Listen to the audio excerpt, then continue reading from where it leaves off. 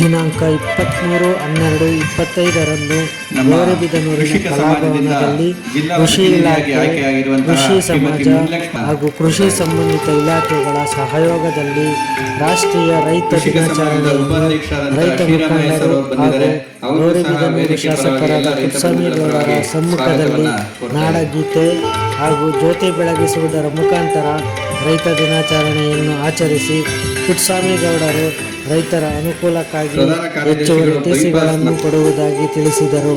ಹಾಗೂ ಇನ್ನಿತರ ರೈತ ಮುಖಂಡರು ತಮ್ಮ ಅನಿಸಿಕೆಗಳನ್ನು ಹಂಚಿಕೊಂಡರು.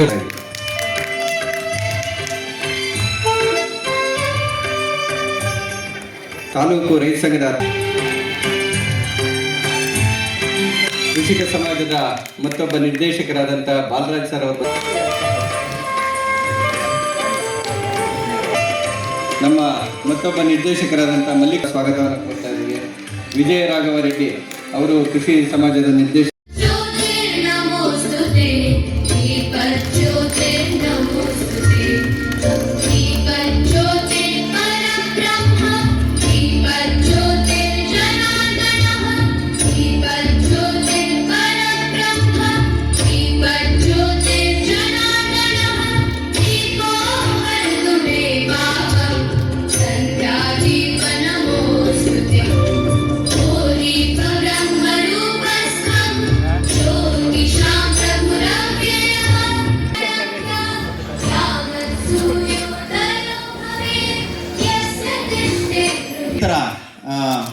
ಕೃಷಿ ಏನಪ್ಪ ಅಂತಂದರೆ 4 ಅಂಶಗಳ ಮೇಲೆ ನಿಂತಿದೆ. ಈಗ ಕೃಷಿಗೆ ಯಾರಾದರೂ ಹೊಸದಾಗಿ ಕೃಷಿ ಮಾಡಬೇಕಂತಂದರೆ 4 ಅಂಶಗಳ ಬಗ್ಗೆ ನಾವು ಯೋಚನೆ ಮಾಡಬೇಕಾಗಿದೆ. ಪ್ರಮುಖವಾಗಿ ಕೃಷಿ ಅಂದ ತಕ್ಷಣ ಬಂದು ನಮಗೆ ಗಮನಕ್ಕೆ ಬರೋದಪ್ಪ ಅಂದರೆ ಕೂಲಿ ಆಳುಗಳ ಕೊರತೆ ಒಂದಿದೆ. ಕೂಲಿ ಆಳುಗಳ ಕೊರತೆ ಒಂದು.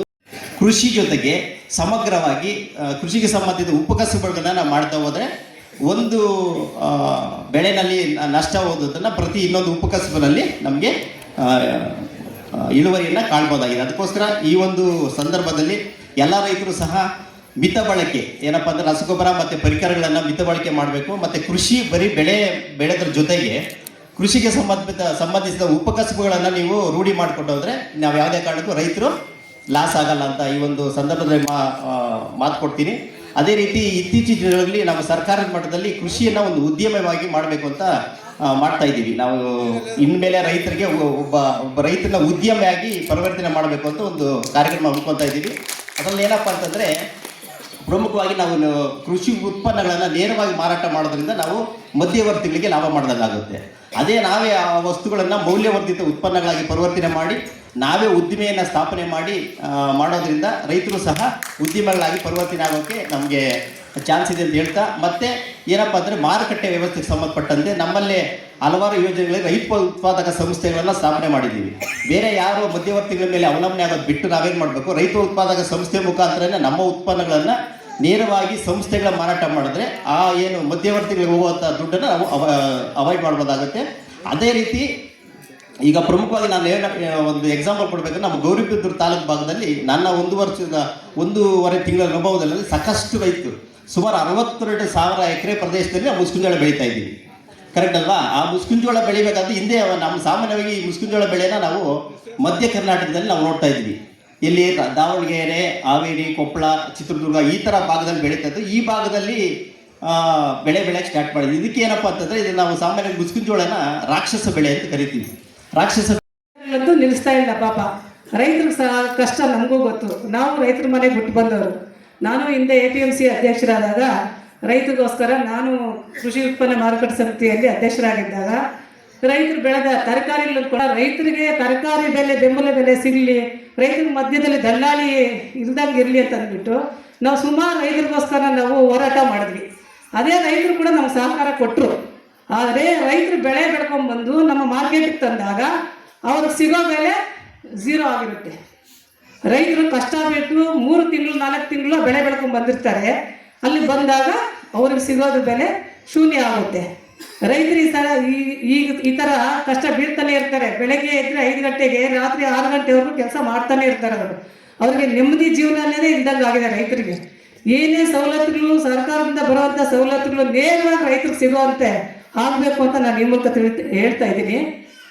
ರೈತರು ಮಕ್ಕಳನ್ನ ವಿದ್ಯಾಭ್ಯಾಸ ಕೊಡಿಸ್ಬೇಕು. ನಾವು ರೈತರ ಮಕ್ಕಳಿಗೆ ಒಳ್ಳೆ ಅವ್ರಿಗೆ ವಿದ್ಯಾಭ್ಯಾಸ ಕೊಟ್ಟಾಗ ರೈತರು ಮಕ್ಕಳು ಕೂಡ ವಿದ್ಯಾಭ್ಯಾಸ ಪಡ್ಕೊಂಡಾಗ ಮುಂದೆ ಒಳ್ಳೆ ಅವರು ಕೆಲಸಗಳಲ್ಲಿ ತೊಡಗಿಸ್ಕೊತಾರೆ. ಅವ್ರು ಒಳ್ಳೆ ವಿದ್ಯಾಭ್ಯಾಸ ಬರ್ತೈತೆ. ಒಳ್ಳೆ ಕಾಲೇಜುಗಳಲ್ಲಿ ಓದಿದಾಗ ಒಳ್ಳೆ ವಿದ್ಯಾವಂತರಾಗ್ತಾರೆ. ಅವರು ಮುಂದೆ ಒಳ್ಳೆ ಇಲಾಖೆಗಳಲ್ಲಿ ಹುದ್ದೆಗಳು ಸಿಗ್ತವೆ. ಅಂಥವರು ನಾವು ಮಕ್ಕಳಿಗೆ ವಿದ್ಯಾಭ್ಯಾಸವನ್ನು ಕೂಡ ರೈತರ ಮಕ್ಕಳಿಗೆ ಅನುಕೂಲ ಮಾಡಿಕೊಡ್ಬೇಕು ಅಂತ ಈ ಮುಖಾಂತರ ತಿಳಿಸ್ತಾ ಇದ್ದೀವಿ. ಇದೇ ರೀತಿ ನಾವು ಲಾಲ್ ಬಹದ್ದೂರ್ ಶಾಸ್ತ್ರಿ ಅವರು ಸಹ ಹಿಂದೆ ಅವರು ಸಹ ಸ್ವತಂತ್ರ ಹೋರಾಟಗಾರರಾಗಿದ್ದಾಗ ರೈತರಿಗೊಂದು ಟ್ರೇಡ್ ಮಾರ್ಕ್ ಕೊಟ್ಟರು, ಜೈ ಕಿಸಾನ್ ಜೈ ಜವಾನ್ ಅಂತ ಅಂದ್ಬಿಟ್ಟು. ರೈತರಿಗೋಸ್ಕರ ಅವರೆಲ್ಲ ಎಷ್ಟೆಲ್ಲ ಕಾರ್ಯಕ್ರಮಗಳನ್ನ ತಂದರು. ರೈತರಿಗೋಸ್ಕರ ಎಲ್ಲ ಮಾಡ್ಕೊಂಡು ಬಂದರು. ಇವತ್ತು ಹೋರಾಟಗಳು ನಿಲ್ಲಿಸ್ತಾನೆ ಇಲ್ಲ. ಅವರ ಒಂದು ಜನ್ಮದಿನ ಏನಿದೆ, ಯಾಕಂತ ಹೇಳಿದ್ರೆ ನಾವು ನವೆಂಬರಲ್ಲಿ 14ನೇ ತಾರೀಕು ಮಕ್ಕಳ ದಿನಾಚರಣೆ ಆಚರಣೆ ಮಾಡ್ತೀವಿ. ಅವತ್ತು ಮಕ್ಕಳ ದಿನಾಚರಣೆ ಯಾಕಂತ ಹೇಳಿದ್ರೆ ನಿಜವಾಗ ಅವತ್ತು ಮಕ್ಕಳ ದಿನಾಚರಣೆ ಅಲ್ಲ, ನೆಹರೂಜಿ ಅವರು ಹುಟ್ಟಿದ ದಿನ. ಮಾಜಿ ಪ್ರಧಾನಿಗಳು ನೆಹರೂಜಿ ಅವರು ಹುಟ್ಟಿದ ದಿವಸ ಮಕ್ಕಳ ಮೇಲೆ ಅಪಾರವಾದ ಪ್ರೀತಿ ಇದ್ದಕ್ಕೆ ಅವತ್ತು ಮಕ್ಕಳ ದಿನಾಚರಣೆ ಅಂತ ಮಾಡಿದ್ರು. ಅದೇ ರೀತಿ ರೈತರನ್ನ ಮಕ್ಕಳಂತ ಕಂಡು ರೈತರ ಏಳಿಗೆಗೆ ಸದಾ ಶ್ರಮಿಸಿರ್ತಕ್ಕಂತಹ ಚೌಧರಿ ಚರಣ್ ಸಿಂಗ್ ರವರ ಒಂದು ಜನ್ಮದಿನವನ್ನ ರೈತರ ದಿನಾಚರಣೆಯಾಗಿ ಮಾಡಿದ್ರೆ ಅತ್ಯುತ್ತಮವಾಗಿರುತ್ತೆ ಅಂತ ಯೋಚನೆ ಮಾಡಿ ಆವತ್ತು ದಿನವನ್ನ ರೈತ ದಿನಾಚರಣೆಯಾಗಿ ಇವತ್ತು ರಾಷ್ಟ್ರೀಯ ರೈತ ದಿನಾಚರಣೆ ಏನಿದೆ ರಾಷ್ಟ್ರೀಯ ರೈತ ದಿವಸ ಅಂತ ಇದು ಮಾಡ್ತಾರೆ, ಆಚರಣೆ ಮಾಡ್ತಾರೆ. ರಾಷ್ಟ್ರ ಮಟ್ಟದಲ್ಲೂ ಮತ್ತು ರಾಜ್ಯ ಮಟ್ಟದಲ್ಲೂ ತಾಲೂಕು ಏನು ಆಚರಣೆ ಮಾಡ್ತಾ ಇದ್ದೀವಿ. ಇದೊಂದು ಮಹತ್ವವಾದ ದಿನ. ಯಾಕಂತ ಹೇಳಿದ್ರೆ ಎಲ್ಲ ಅನ್ನದಾತ ಪ್ರಭುಗಳು ನಾವು. ಈ ಹಿಂದೆ ಸ್ವತಂತ್ರ ಪೂರ್ವ ಕಾಲದಲ್ಲಿ, ಸ್ವತಂತ್ರ ನಂತರ ಕಾಲದಲ್ಲಿ ಹಸಿರು ಕ್ರಾಂತಿ ಆದಾಗ ನಮಗೆ ಇದ್ದಿದ್ದು ಒಂದೇ ಒಂದು ಸಮಸ್ಯೆ. ಇಷ್ಟು ಒಂದು ಜನಸಂಖ್ಯೆಗೆ ನಾವು ಊಟ ಹಾಕ್ಬೇಕಾದ್ರೆ ಈ ಮೆಥಡ್ ಅಲ್ಲಿ, ಹಳೆ ಮೆಥಡ್ ಅಲ್ಲಿ ಊಟ ಹಾಕಕ್ಕಾಗಲ್ಲ. ಆದ್ರಿಂದ ಇದರಲ್ಲಿ ಏನಾದರೂ ಒಂದು ಬದಲಾವಣೆಗಳು ಮಾಡಬೇಕು ಅಂತೇಳಿ ಆಧುನಿಕೀಕರಣಕ್ಕೆ ಹಸಿರು ಕ್ರಾಂತಿಗೆ ಒಂದು ನಾಂದಿಯನ್ನು ಹಾಡಿದ್ರು. ಹಸಿರು ಕ್ರಾಂತಿ ಅಂದ್ರೆ ಬೇರೆ ಏನೂ ಇಲ್ಲ. ತಾಂತ್ರಿಕತೆಯಲ್ಲಿ ನಾವೇನು ಹಿಂದೆ ವ್ಯವಸಾಯ ಮಾಡ್ತಾ ಇದ್ವಿ, ಆ ವ್ಯವಸಾಯವನ್ನು ಆಧುನಿಕೀಕರಣಗೊಳಿಸಿದ್ರು. ಯಂತ್ರೋಪಕರಣಗಳಿಂದ, ರಸಗೊಬ್ಬರಗಳಿಂದ ಅವೆಲ್ಲ ನಾವು ಅಳವಡಿಕೆ ಮಾಡಿದಾಗ ನಾವೇನು ಬಿತ್ತನೆ ಬೀಜಗಳು ಅದರಲ್ಲಿ ಒಂದು ನವೀನತೆಯನ್ನು ಕಂಡುಕೊಂಡಾಗ ಈ ಒಂದು ಇಳುವರಿಯಲ್ಲಿ ಜಾಸ್ತಿ ಬರುತ್ತೆ. ಆ ಇಳುವರಿ ದುಪ್ಪಟ್ಟಾದಾಗ ನಾವೆಲ್ರಿಗೂ ಕೂಡ ಒಳ್ಳೆ ರೀತಿಯಲ್ಲಿ ಊಟ ಕೊಡ್ಬೋದು. ಊಟ ಇಲ್ಲದೆ ಏನು ಮಾಡೋಕ್ಕಾಗಲ್ಲ ಅಂತ ಮನಗಂಡಂಥ ನಾಯಕರು ಈ ಹಸಿರು ಕ್ರಾಂತಿಯನ್ನು ಮುಂಚೂಣಿಗೆ ತಂದರು. ಹಸಿರು ಕ್ರಾಂತಿಯಿಂದ ಇವತ್ತು ನಾವೇನು ಬೆಳೀತಾ ಇದ್ವಿ, ನಮ್ಮ ಏನು ಇಳುವರಿ ಇತ್ತು ಅದರ 4ರಷ್ಟಾಗಿದೆ. ಮೊದಲು ಈ ಹಿಂದೆ ನಾವು ಪೂರ್ವಿಕರು 1 ಎಕರೆ ಜಮೀನಲ್ಲಿ 4 ಅವರ ಒಂದು ಜನ್ಮದಿನ ಏನಿದೆ, ಯಾಕಂತ ಹೇಳಿದ್ರೆ ನಾವು ನವೆಂಬರಲ್ಲಿ 14ನೇ ತಾರೀಕು ಮಕ್ಕಳ ದಿನಾಚರಣೆ ಆಚರಣೆ ಮಾಡ್ತೀವಿ. ಅವತ್ತು ಮಕ್ಕಳ ದಿನಾಚರಣೆ ಯಾಕಂತ ಹೇಳಿದ್ರೆ ನಿಜವಾಗ ಅವತ್ತು ಮಕ್ಕಳ ದಿನಾಚರಣೆ ಅಲ್ಲ, ನೆಹರೂಜಿ ಅವರು ಹುಟ್ಟಿದ ದಿನ. ಮಾಜಿ ಪ್ರಧಾನಿಗಳು ನೆಹರೂಜಿ ಅವರು ಹುಟ್ಟಿದ ದಿವಸ ಮಕ್ಕಳ ಮೇಲೆ ಅಪಾರವಾದ ಪ್ರೀತಿ ಇದ್ದಕ್ಕೆ ಅವತ್ತು ಮಕ್ಕಳ ದಿನಾಚರಣೆ ಅಂತ ಮಾಡಿದ್ರು. ಅದೇ ರೀತಿ ರೈತರನ್ನ ಮಕ್ಕಳಂತ ಕಂಡು ರೈತರ ಏಳಿಗೆಗೆ ಸದಾ ಶ್ರಮಿಸಿರ್ತಕ್ಕಂತಹ ಚೌಧರಿ ಚರಣ್ ಸಿಂಗ್ ರವರ ಒಂದು ಜನ್ಮದಿನವನ್ನ ರೈತರ ದಿನಾಚರಣೆಯಾಗಿ ಮಾಡಿದ್ರೆ ಅತ್ಯುತ್ತಮವಾಗಿರುತ್ತೆ ಅಂತ ಯೋಚನೆ ಮಾಡಿ ಆವತ್ತು ದಿನವನ್ನ ರೈತ ದಿನಾಚರಣೆಯಾಗಿ ಇವತ್ತು ರಾಷ್ಟ್ರೀಯ ರೈತ ದಿನಾಚರಣೆ ಏನಿದೆ ರಾಷ್ಟ್ರೀಯ ರೈತ ದಿವಸ ಅಂತ ಇದು ಮಾಡ್ತಾರೆ, ಆಚರಣೆ ಮಾಡ್ತಾರೆ. ರಾಷ್ಟ್ರ ಮಟ್ಟದಲ್ಲೂ ಮತ್ತು ರಾಜ್ಯ ಮಟ್ಟದಲ್ಲೂ ತಾಲೂಕು ಏನು ಆಚರಣೆ ಮಾಡ್ತಾ ಇದ್ದೀವಿ. ಇದೊಂದು ಮಹತ್ವವಾದ ದಿನ. ಯಾಕಂತ ಹೇಳಿದ್ರೆ ಎಲ್ಲ ಅನ್ನದಾತ ಪ್ರಭುಗಳು ನಾವು. ಈ ಹಿಂದೆ ಸ್ವತಂತ್ರ ಪೂರ್ವ ಕಾಲದಲ್ಲಿ, ಸ್ವತಂತ್ರ ನಂತರ ಕಾಲದಲ್ಲಿ ಹಸಿರು ಕ್ರಾಂತಿ ಆದಾಗ ನಮಗೆ ಇದ್ದಿದ್ದು ಒಂದೇ ಒಂದು ಸಮಸ್ಯೆ. ಇಷ್ಟು ಒಂದು ಜನಸಂಖ್ಯೆಗೆ ನಾವು ಊಟ ಹಾಕ್ಬೇಕಾದ್ರೆ ಈ ಮೆಥಡಲ್ಲಿ, ಹಳೆ ಮೆಥಡಲ್ಲಿ ಊಟ ಹಾಕಕ್ಕಾಗಲ್ಲ. ಆದ್ರಿಂದ ಇದರಲ್ಲಿ ಏನಾದರೂ ಒಂದು ಬದಲಾವಣೆಗಳು ಮಾಡಬೇಕು ಅಂತೇಳಿ ಆಧುನಿಕೀಕರಣಕ್ಕೆ, ಹಸಿರು ಕ್ರಾಂತಿಗೆ ಒಂದು ನಾಂದಿಯನ್ನು ಹಾಡಿದ್ರು. ಹಸಿರು ಕ್ರಾಂತಿ ಅಂದರೆ ಬೇರೆ ಏನೂ ಇಲ್ಲ. ತಾಂತ್ರಿಕತೆಯಲ್ಲಿ ನಾವೇನು ಹಿಂದೆ ವ್ಯವಸಾಯ ಮಾಡ್ತಾ ಇದ್ವಿ, ಆ ವ್ಯವಸಾಯವನ್ನು ಆಧುನಿಕೀಕರಣಗೊಳಿಸಿದ್ರು. ಯಂತ್ರೋಪಕರಣಗಳಿಂದ, ರಸಗೊಬ್ಬರಗಳಿಂದ ಅವೆಲ್ಲ ನಾವು ಅಳವಡಿಕೆ ಮಾಡಿದಾಗ ನಾವೇನು ಬಿತ್ತನೆ ಬೀಜಗಳು ಅದರಲ್ಲಿ ಒಂದು ನವೀನತೆಯನ್ನು ಕಂಡುಕೊಂಡಾಗ ಈ ಒಂದು ಇಳುವರಿಯಲ್ಲಿ ಜಾಸ್ತಿ ಬರುತ್ತೆ. ಆ ಇಳುವರಿ ದುಪ್ಪಟ್ಟಾದಾಗ ನಾವೆಲ್ರಿಗೂ ಕೂಡ ಒಳ್ಳೆ ರೀತಿಯಲ್ಲಿ ಊಟ ಕೊಡ್ಬೋದು. ಊಟ ಇಲ್ಲದೆ ಏನು ಮಾಡೋಕ್ಕಾಗಲ್ಲ ಅಂತ ಮನಗಂಡಂಥ ನಾಯಕರು ಈ ಹಸಿರು ಕ್ರಾಂತಿಯನ್ನು ಮುಂಚೂಣಿಗೆ ತಂದರು. ಹಸಿರು ಕ್ರಾಂತಿಯಿಂದ ಇವತ್ತು ನಾವು ಹಿಂದೆ ನಾವೇನು ಬೆಳೀತಾ ಇದ್ವಿ, ನಮ್ಮ ಏನು ಇಳುವರಿ ಇತ್ತು ಅದರ 4ರಷ್ಟಾಗಿದೆ. ಮೊದಲು ಈ ಹಿಂದೆ ನಾವು ಪೂರ್ವಿಕರು 1 ಎಕರೆ ಜಮೀನಲ್ಲಿ 4. ಆದರೆ ಅದನ್ನ ಇವತ್ತು ಬೆಲೆ ಎಷ್ಟಾಗಿದೆ ನಮ್ಮ ವೆಂಕಟರಾಮರೆಡ್ಡಿ ಅವರಿಗೆಲ್ಲ ಗೊತ್ತು, ಅವರು ಮಾಡಿದ್ರೆ 20 ರೂಪಾಯಿ 10 ರೂಪಾಯಿ ಕೆಜಿ ಇದೆ. ನಮ್ದು 75 20 ರೂಪಾಯಿ 10 ರೂಪಾಯಿ ಈ ಒಂದು 15 ದಿವಸ. ಇವತ್ತು ಇಸ್ರೋ ಅನ್ನೋ ಒಂದು ಕಂಪ್ನಿ ನಮ್ಮ ಮಕ್ಕಳು ಯಾವುದು ಮಲ್ಸಂದ್ರ, ಬೊಮ್ಮಸಂದ್ರ, ಕುಂಚಿಕ್ನಳ್ಳಿಲಿ ಖರೀದಿ ಮಾಡಿ 46 ರೂಪಾಯಿ 20 ಪೈಸೆ ಕೊಡ್ತಾರೆ. No transportation fees, no commission ಅಂತ ಒಂದು ಇದನ್ನ ಸಹ ನಮ್ಮ ಇಂಡಸ್ಟ್ರಿಯಲ್ಲಿ ಮಾಡ್ಬೋದು. ಯಾಕಂದ್ರೆ ಸುಗಂಧ ದ್ರವ ಅನ್ನೋ ಒಂದು ಸೆಂಟೆಡ್ ಫ್ಯಾಕ್ಟ್ರಿಯಿಂದ ತರಬಹುದು. ಅಂತ ಒಂದು ತಂದವಾಗ ಏನಾಯ್ತು, ನಾವು ಆರ್ಥಿಕವಾಗಿ ರೈತರು ನಾವು ಇಲ್ಲೇ ನಾವು ಕೊಟ್ಟಂಗಾಗುತ್ತೆ. ಹಂಗಾಗಿ ಅದ್ರ ಜೊತೆಯಲ್ಲೇ ನಮ್ಮ ಹೂವಿನ ಮಾರ್ಕೆಟ್ ಸ್ಥಳಾಂತರದ ಬಗ್ಗೆ ನಮ್ಮ ಮುದ್ಲಕ್ಷ್ಮಿ ಅವರು ಅಧ್ಯಕ್ಷರಾಗಿದ್ದವಾಗ ನಾವು ಶಿವರಾಜ್ ತಂಗಡಿಗೆ ಹತ್ರ ಅವತ್ತು ಮಂತ್ರಿ ಹತ್ರ ಹೋಗಿ ಅಲ್ಲಿ ಒಂದು ಚಿಕ್ಕನರಸಿಂಹರೆಡ್ಡಿ ಅಂತ ಒಂದು ಕರೆಕ್ಷನ್ ಹಾಕೊಂಡು ಬಂದು ಸ್ಥಳಾಂತರ ಮಾಡಿದ್ವಿ ಹೂವಿಂದು ತರಕಾರಿ ಇದೆಲ್ಲ. ಆದರೆ ರಾಜಕೀಯ ಉದ್ದೇಶಕ್ಕೆ ಹೂವಿನ ಮಾರ್ಕೆಟ್ ಮತ್ತೆ ತಂದು ಗೌರವಿದ್ರು. ಯಾಕಂದ್ರೆ ನಾವು ನಗರಸಭೆ ಅಧ್ಯಕ್ಷಗಳು ನಾವು ಇಲ್ಲೇ ಸುಸಜ್ಜಿತ ಮಾರ್ಕೆಟ್ ಕೊಡ್ತೀವಿ, ನೀವು ಬನ್ನಿ ಅಂತ ಒಂದು ರಿಲೇಷನ್ ಮಾಡಿ ವಾಪಸ್ ಕಳಿಸಿದ್ರು. ಇವತ್ತು ನಾವು 2 ಅಂತಸ್ತು ಮೆಟ್ಲು ಹತ್ತಿ ಹೋಗಿ ಅಲ್ಲಿ ಹೂವಿನ ಮಾರ್ಕೆಟ್ನ ನಾವು ಹೂವನ್ನು ಸಾಗಣೆ ಮಾಡಬೇಕಾಗುತ್ತೆ. ಯಾಕಂದರೆ ಇವತ್ತು ನಮ್ಮದು ಪ್ರಾಂಗಣ ಹೆಂಗಿದೆ ಅಂದರೆ ಗೌರಿಬಿದನೂರು ರಸ್ತೆಗೆ, ಬೆಂಗಳೂರು ರಸ್ತೆಗಿದೆ, ಮತ್ತು ನಮ್ಮ ಚಿಕ್ಕಬಳ್ಳಾಪುರದಿಂದ ಬರಬೇಕಾದ್ರೆ ಅಲ್ಲೊಂದು ರಾಷ್ಟ್ರೀಯ ಹೆದ್ದಾರಿ ಬೈಪಾಸ್ ಇದೆ, ನಮ್ಮ ಗುಂಡಾಪುರ ಕಡೆಯಿಂದ ಬರಬೇಕಾದ್ರೆ ಕೋಟಲ್ ಇದೆ, ಎಲ್ಲಕ್ಕೊಂದು ಆರ್ಟ್ ಆಫ್ ದಿ ಸಿಟಿ ಇದ್ದಂಗಿದೆ. ಅದು ಅಂಥದ್ದನ್ನ ಸ್ಥಳ ಮಾಡಬೇಕಾದ್ರೆ ವಾಪಸ್ ಹೋಯಿತು. ಅವತ್ತು ನಾವು ಕೆಲವು ಮಾತು ಚಕಮಕಿ ನಡೀತು. ಅವತ್ತು ನಾವು ವೆಂಕಟರಾಮರೆಡ್ಡಿ ಅವರು ಹೇಳಿದ್ರು, ನೀವು ಬೆಟ್ಟದ ಮೇಲೆ ಇಟ್ಕೊಂಡು ನಾವು ರೈತರು ತಂದಾಕ್ತೀವಿ, ನೀವು ಬಂದರೆ ವಾಪಸ್ ಇಲ್ಲಿಗೆ ಅಂತ. ಹಂಗಾಗಿ ಅವತ್ತು ವಾಪಸ್ ಹೋಗಿದ್ದು. ಇವತ್ತು ತರಕಾರಿ ಬಂದು ತರಕಾರಿ ಸುಸಜ್ಜಿತ ನಡೀತಾ ಇದೆ. ಆದ್ರೆ ಹೂವಿನ ಮಾರ್ಕೆಟ್ ನಾವು ಅದನ್ನ ಇರೋ ಮಾರ್ಕೆಟ್ ನಾವು ಎಕ್ಸ್ಟೆಂಡ್ ಮಾಡೋಕೆ ಆಗೋದೇ ಇಲ್ಲ. ಅಲ್ಲೇ ಇರಬೇಕು, ಅಷ್ಟೇ ಇರಬೇಕು, ಅಷ್ಟೇ ಜನ ಬರಬೇಕು. ಇವತ್ತು ನೋಡಿ ನಮ್ಮ ಚಿಕ್ಕಬಳ್ಳಾಪುರದಲ್ಲಿ ಹೂವಿನ ಮಾರ್ಕೆಟ್ನ ಸುಮಾರು ಹೆಡ್ಕ್ವಾರ್ಟ್ರಿಂದ 20 ಕಿಲೋಮೀಟರ್ ದೂರ ನಂದಿ ಕ್ರಾಸ್ ತೊಡಗ ಆಗ್ತಾ ಇದ್ದಾರೆ. ನಾವು ಇಲ್ಲಿಂದ 2 ಕಿಲೋಮೀಟ್ರಿಗೆ ದೂರ ಹೋಗ್ಬೇಕಾದ್ರೆ ಎಷ್ಟು ಪ್ರಾಬ್ಲಮ್. ನಾವು ಮೆಟ್ಲತ್ತಿ ಅಲ್ಲಿ ಪಾರ್ಕಿಂಗ್ ಪ್ರಾಬ್ಲಮ್ ಮಾಡಿ ಇಂಥದ್ರ ಬಗ್ಗೆ ಎಲ್ಲ ಮನೆ ಶಾಸಕರು ಒಂದು ಸಭೆ ಕರೆದು ಆ ಒಂದು ಅಧಿಕಾರಿಗಳಿಗೂ ಮತ್ತು ಆ ವರ್ತಕರಿಗೂ ಮನವೊಲಿಸಿ ನಮ್ಮ ಹೂವಿನ ಮಾರ್ಕೆಟ್ನ APM ಸ್ಥಳ ಮಾಡಿಕೊಡ್ಬೇಕು. ಮತ್ತು ನಮ್ಮ ಬೆಸ್ಕಾಮ್ದು TCಗಳು ಸುಟ್ಟೋದು ಹೋಗಿ ಏನಾಗುತ್ತೆ ಅಂದರೆ ರೈತನೇ ಟ್ರ್ಯಾಕ್ಟರ್ ತೊಗೊಂಡೋಗ್ಬೇಕು, ರೈತರೇ ಚೈನ್ ಪುಲಿ ತೊಗೊಳ್ಬೇಕು, ರೈತರನ್ನೇ ಹಗ್ಗ ತೊಗೊಂಡು ಮೆನ್ ತೊಗೊಂಡೋಗ್ಬೇಕು. ಅದಕ್ಕೆ ಸುಮಾರು ನಮ್ಮ ಇಂಡಸ್ಟ್ರೀಸು ಕೆಲವು ಕಡೆ CSR ಫಂಡು ಏನೇನೋ ಯೂಸ್ ಮಾಡ್ತಾರೆ. ಅಂಥ ಒಂದು ಜೀಪು, ಒಂದು ಹೈಡ್ರಾಲಿಕ್ ಇರೋಂಥ ಜೀಪನ್ನು ನಮ್ಮ ಬೆಸ್ಕಾಮ್ ಇಲಾಖೆಗೆ ಕೊಟ್ಟರೆ, ಹಾಗಾಗಿ ಅಂಥದನ್ನ ನಾವು CSR ಫಂಡ್ ತೆಗೆದು ಅದು ರೈತರಿಗೆ ಉನ್ನತಿಗೆ ಆಗುತ್ತೆ. ಅದು ಬಿಟ್ಟು ಸುಮ್ಮನೆ ಯಾರೋ ಅಲ್ಲಿ 1-2 ಚೇರ್ ಕೊಡೋದು, ಫೋಟೋ ತೆಗೆಸ್ಕೊಡೋದು, ಏನೋ ಒಂದು ಕೊಂಡು ಬಿಟ್ಟು ತೆಗೆಸ್ಕೊಂಡು ಅವರು ಕಾರ್ಯಕ್ರಮ ಮುಗಿಸ್ಕೊಬಿಡ್ತಾರೆ ಅವ್ರು 2%. ಹಾಗಾಗಿ ಅದು ತಮ್ಮ ಜೀವನವನ್ನು ಮುಡಿಪಾದ ಇಟ್ಟಂತ ವ್ಯಕ್ತಿ ಅವರು. ಪ್ರಧಾನಿ ಆಗೋಕ್ಕಿಂತ ಮುಂಚೆಯಿಂದಲೂ ಕೂಡ ರೈತ ಪರವಾದಂಥ ಹೋರಾಟವನ್ನು ಉತ್ತರ ಪ್ರದೇಶ ಹುಟ್ಟಿದ್ರು ಕೂಡ ದೇಶದಾದ್ಯಂತ ರೈತರ ಕಷ್ಟ ಸುಖಗಳಿಗೆ ಸ್ಪಂದನೆ ಮಾಡ್ತಿದ್ದಂಥವ್ರು. ಅವರು ಒಂದು ಕರೆ ಕೊಟ್ಟರು ಸಾಕು, ರಾಮಲೀಲಾ ಮೈದಾನದಲ್ಲಿ ಲಕ್ಷಾಂತರ ಜನ ರೈತರು ಸೇರ್ತಿದ್ರು. 5 ಲಕ್ಷ 10 ಲಕ್ಷ ಜನ ಸೇರ್ತಾ ಇದ್ರು. ಅವರು ಒಂದು ಕರೆ ಕೊಟ್ಟರು ಅಂದ್ರೆ ಸೆಂಟ್ರಲ್ ಗೌರ್ಮೆಂಟ್ ಎಚ್ಚರಿಕೆಯಿಂದ ಇರೋದು, ಡೆಲ್ಲಿನೇ ಗಡಗಡ ಅಂತ ನಡುಗುವಂಥದ್ದು. ಅಂಥ ಒಂದು ವಾತಾವರಣವನ್ನ ಚೌಧರಿ ಶರಣ್ ಸಿಂಗ್ ಅವರು ರೈತರ ಪರವಾಗಿ ಒಂದು ಅವರ ಆಂದೋಲನವನ್ನು ಮಾಡ್ತಾ ಇದ್ದಾರೆ. ಅವ್ರಿಗೆ ಏನಾದ್ರು ಅನ್ಯಾಯ ಆದರೆ ಅವರು ಪ್ರಧಾನಿ ಆಗೋಕ್ಕಿಂತ ಮುಂಚೆಯಿಂದಲೇ ಅಷ್ಟು ಜನ ಸೇರ್ತಾರೆ. ಪ್ರಧಾನಿ ಆಗೋಕ್ಕಿಂತ ಬಹಳಷ್ಟು ವರ್ಷಗಳಿಂದಲೇ ರೈತ ನಾಯಕ ಅಂತ ಗುರುತಿಸಿಕೊಂಡು ಆಮೇಲೆ ಪ್ರಧಾನಿ ಆದಂಥವ್ರು. ಅವರ ಜನ್ಮ ದಿನಾಚರಣೆಯಿಂದ ರೈತ ಒಂದು ದಿನಾಚರಣೆಯನ್ನು ಮಾಡೋದು ನಿಜಕ್ಕೂ ಕೂಡ ಅರ್ಥಗರ್ಭಿತವಾಗಿದೆ ಅಂತ ನನ್ನ ಭಾವನೆ ಇಟ್ಕೊಂಡು, ಅದಕ್ಕೋಸ್ಕರ ನಮ್ಮೆಲ್ಲ ರೈತ ಬಾಂಧವರಿಗೆ ರೈತ ದಿನಾಚರಣೆಯ ಒಂದು ಶುಭಾಶಯಗಳನ್ನು ಕೊಡ್ತೀನಿ. ನಮ್ಮ ದೇಶದಲ್ಲಿ ಈಗ ಪರ್ಸೆಂಟೇಜ್ ಕಡಿಮೆ ಇರ್ಬೋದು. ಒಂದು 20-25 ವರ್ಷದ ಹಿಂದೆ ಸುಮಾರು 75% ಜನಸಂಖ್ಯೆ ಬರೀ ಒಂದು ವ್ಯವಸಾಯನೇ ನಂಬ್ಕೊಂಡಂಥ ಒಂದು ಜನಾಂಗ ಇದು. ಅನಂತರ ಕೈಗಾರಿಕೆಗಳು ಬಂದ ಮೇಲೆ, ವ್ಯಾಪಾರ ವ್ಯವಹಾರ ವೃದ್ಧಿ ಆದಮೇಲೆ, ಶಿಕ್ಷಣ ಕ್ಷೇತ್ರದಲ್ಲಿ ವೃದ್ಧಿ ಆದಮೇಲೆ, ಉದ್ಯೋಗ ಅವಕಾಶಗಳು ಸಿಕ್ಕಿದಾಗ ಇವೆಲ್ಲ ಕಾರಣಗಳಿಂದ ಈಗ ಒಂದು 50-55% ಬಂದಿದೆ ವ್ಯವಸಾಯವನ್ನು ನಂಬ್ಕೊಂಡಿರುವಂಥ ಒಂದು ಜನಾಂಗ. ಅದೇನು ಕಡಿಮೆ ಇಲ್ಲ. ಫಾರಿನ್ಗಳಲ್ಲಿ ಎಷ್ಟಿದೆ ಅಂತಂದರೆ ವ್ಯವಸಾಯ ನಂಬ್ಕೊಂಡಿರೋರು ಬರೀ 20-25% ಇದ್ರೆ, ಇನ್ನು 75% ಬೇರೆ ಉದ್ಯೋಗಗಳನ್ನು ಮಾಡ್ತಾರೆ. ಇಂಡಸ್ಟ್ರಿ ಇರ್ಬೋದು, ಯಾವುದೋ ಸರ್ವಿಸ್ ಸೆಕ್ಟರ್ ಇರ್ಬೋದು, ಈ ಥರ ಇರ್ತದೆ. ಅಲ್ಲಿ ವ್ಯವಸಾಯ ಮಾಡೋ ಪರ್ಸೆಂಟೇಜ್ ಲೆಕ್ಕ ಹಾಕೊಂಡ್ರೆ ಇವತ್ತಿಗೂ ಒಂದು 20-25%. ಆದರೆ ನಮ್ಮ ದೇಶದಲ್ಲಿ ಇವತ್ತು ಕೂಡ 55% ಜನ ಇದು ವ್ಯವಸಾಯವನ್ನೇ ನಂಬ್ಕೊಂಡಿದ್ದಾರೆ. ಆದರೂ ಕೂಡ ಅವರ ಜೀವನ ಅಂತ ಅಚ್ಚುಕಟ್ಟಾಗಿ ಏನಿಲ್ಲ. ನಿಮಗೆಲ್ಲ ಗೊತ್ತೇ ಇದೆ, ರೈತ ಬಾಂಧವರಿಗೆ.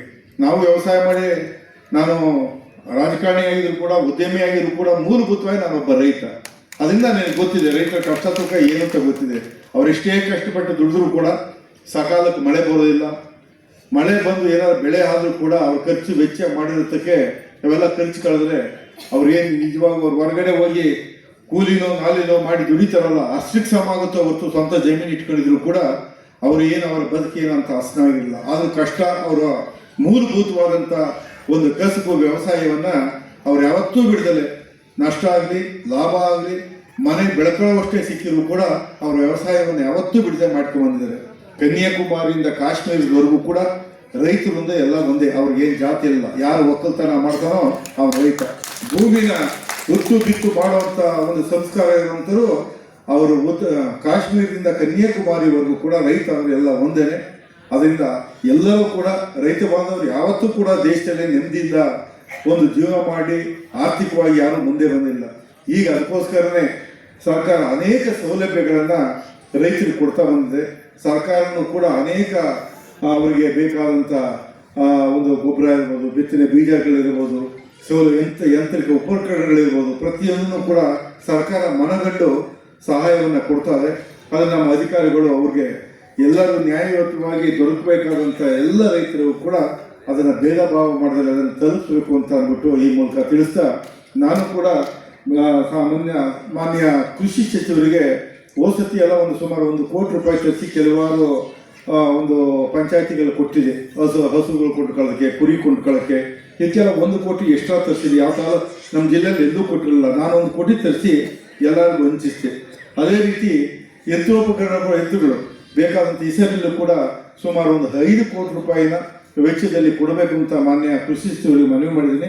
ಈಗಾಗಲೇ ಅವರು ಕಮಿಷನ್ಗೆ ಹೇಳಿದ್ದಾರೆ. ಯಾಂತ್ರಿಕ ಉಪಕರಣಗಳಿರ್ಬೋದು, ಪ್ರತಿಯೊಂದು ಏನು ರೈತರಿಗೆ ಬೇಕಾದಂಥ ಉಪಕರಣಗಳು ಕೊಡೋಕ್ಕೆ ಅಥವಾ ತುಂತುರು ಹನಿ ನೀರು ಸೌಲಭ್ಯಕ್ಕೆ ಬೇಕಾದಂಥ ಸಲಕರಣೆಗಳು ಕೊಡೋಕ್ಕೆ 5 ಕೋಟಿ ರೂಪಾಯಿ ಕೊಡ್ತೀವಿ ಅಂತ ನನಗೆ ಭರವಸೆ ಕೊಟ್ಟಿದ್ದಾರೆ. ಅದನ್ನು ಕೂಡ ತಾಲೂಕಿಗೆ ತರೋದ್ರ ಮೂಲಕ ರೈತರಿಗೆ ಆದಷ್ಟು ನೆರವಾಗ್ತೀನಿ ಅನ್ನೋ ಒಂದು ಭರವಸೆ ಕೊಡ್ತಾ, ಹಾಗೇನೆ ನಮ್ಮ ರೈತರು ಕೇಳ್ತಾರೆ, ಎಲೆಕ್ಷನಲ್ಲೂ ಕೆಲವು ಟೀಕೆಯನ್ನು ಮಾಡ್ತಾರೆ. ಎಲೆಕ್ಷನ್ ಟೈಮಲ್ಲಿ ಹೇಳಿದರು ಯಾವುದನ್ನ ರೈತರಿಗೆ 5, 6, 8, 10 ಪಂಪ್ ಸೆಟ್ ಹಾಕೊಂಡಿದ್ರೆ ನಾನೊಂದು 25 KVದಲ್ಲಿ ಒಬ್ಬೊಬ್ರಿಗೆ ಕೊಡಬೇಕು ಅಂತ ಒಂದು ಭರವಸೆನೂ ನಾನು ಕೊಟ್ಟಿದ್ದೆ. ಈಗ ಸರ್ಕಾರದಲ್ಲಿ ಏನಾಗಿದೆ ಅಂದರೆ 25 KV ಬಸ್ಟ್ ಆಗ್ತವೆ, ಬರ್ತಾ ಇಲ್ಲ, ಇದನ್ನು ಜಾಸ್ತಿ ಕೊಡ್ತಾ ಇಲ್ಲ. ಯಾಕೆಂದರೆ ಅದು ತಡೆಯಲ್ಲ ಅಂದ್ಬಿಟ್ಟು ಅದಕ್ಕೋಸ್ಕರ 25 KV ಒಬ್ರಿಗೆ ಕೊಡೋ ಬದಲು ಅದೇ 100 KV ಕೊಟ್ಟು 4 ಜನಕ್ಕೆ ಕೊಡುವಂಥ ವ್ಯವಸ್ಥೆ ಮಾಡಬೇಕು ಅಂತ ಅಂದ್ಬಿಟ್ಟು ನಾನು ಕೇಳ್ಕೊಂಡಿದ್ದಕ್ಕೋಸ್ಕರ ಈಗಾಗಲೇ ನಮ್ಮ ಇಂಧನ ಇಲಾಖೆಯಿಂದ ಸುಮಾರು ಒಂದು 4-5 ಕೋಟಿ ರೂಪಾಯಿ ವೆಚ್ಚದಲ್ಲಿ 100 TC ತಂದು ಈಗಾಗಲೇ ಎಲ್ಲ ರೈತ ಬಾಂಧವರಿಗೆ ಕೊಟ್ಟಿದೆ. ಎಲ್ಲೆಲ್ಲಿ ಇದು TCಯ ಒಂದು ಅಭಾವ ಇದ್ದು ಎಲ್ಲಿ ಬಸ್ಟ್ ಆಗ್ತಾ ಇದೆ ಪಂಪ್ ಸೆಟ್ಗಳು ಅಂತ ಅನುಕೂಲ ಆಗಲಿ ಅಂತ ಈಗಾಗಲೇ 100 ಕೊಟ್ಟಿದೆ. ಈಗ ಮೊನ್ನೆ 3 ಕೋಟಿ ತಂದು ಈ 100 TCಗಳು ಸರಿಯಾಗಿ ಇವಾಗ 100 TCಗಳು ಕೊಡ್ತಾ ಇದ್ದೀನಿ. ಇನ್ನು ಒಂದು 200 TCಗೆ ಇದೊಂದ್ಸಲ ಇನ್ನು 6-7 ಕೋಟಿ ರೂಪಾಯಿನ ವೆಚ್ಚದಲ್ಲಿ ತರಿಸಿ ಒಟ್ಟು 15-20 ಕೋಟಿ ವೆಚ್ಚದಲ್ಲಿ ಯಾವ ತಾಲೂಕು ಕೊಟ್ಟಿಲ್ಲ. ಇಲ್ಲೇ ಇಂಜಿನಿಯರ್ ಕೂತಾರೆ ಕೇಳಿ, ಅವರು ಯಾವ ತಾಲೂಕು ಕೊಟ್ಟಿಲ್ಲ.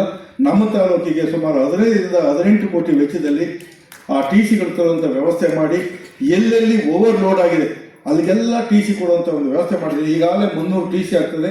ಇನ್ನೂ ಒಂದು 200 TC ತಂದು 500 TC ಆದರೂ ಸಣ್ಣವಲ್ಲ, 25 KV ಅಲ್ಲ, 100 KV 63 KV ಈ ಒಂದು ದೊಡ್ಡ ಮಟ್ಟದ TC ತಂದು ರೈತರ ಒಂದು ಸಮಸ್ಯೆಗಳನ್ನ ಬಗೆಹರಿಸುವಂಥ ಒಂದು ಕೆಲಸ ಮಾಡ್ತಾ ಇದ್ದೀನಿ.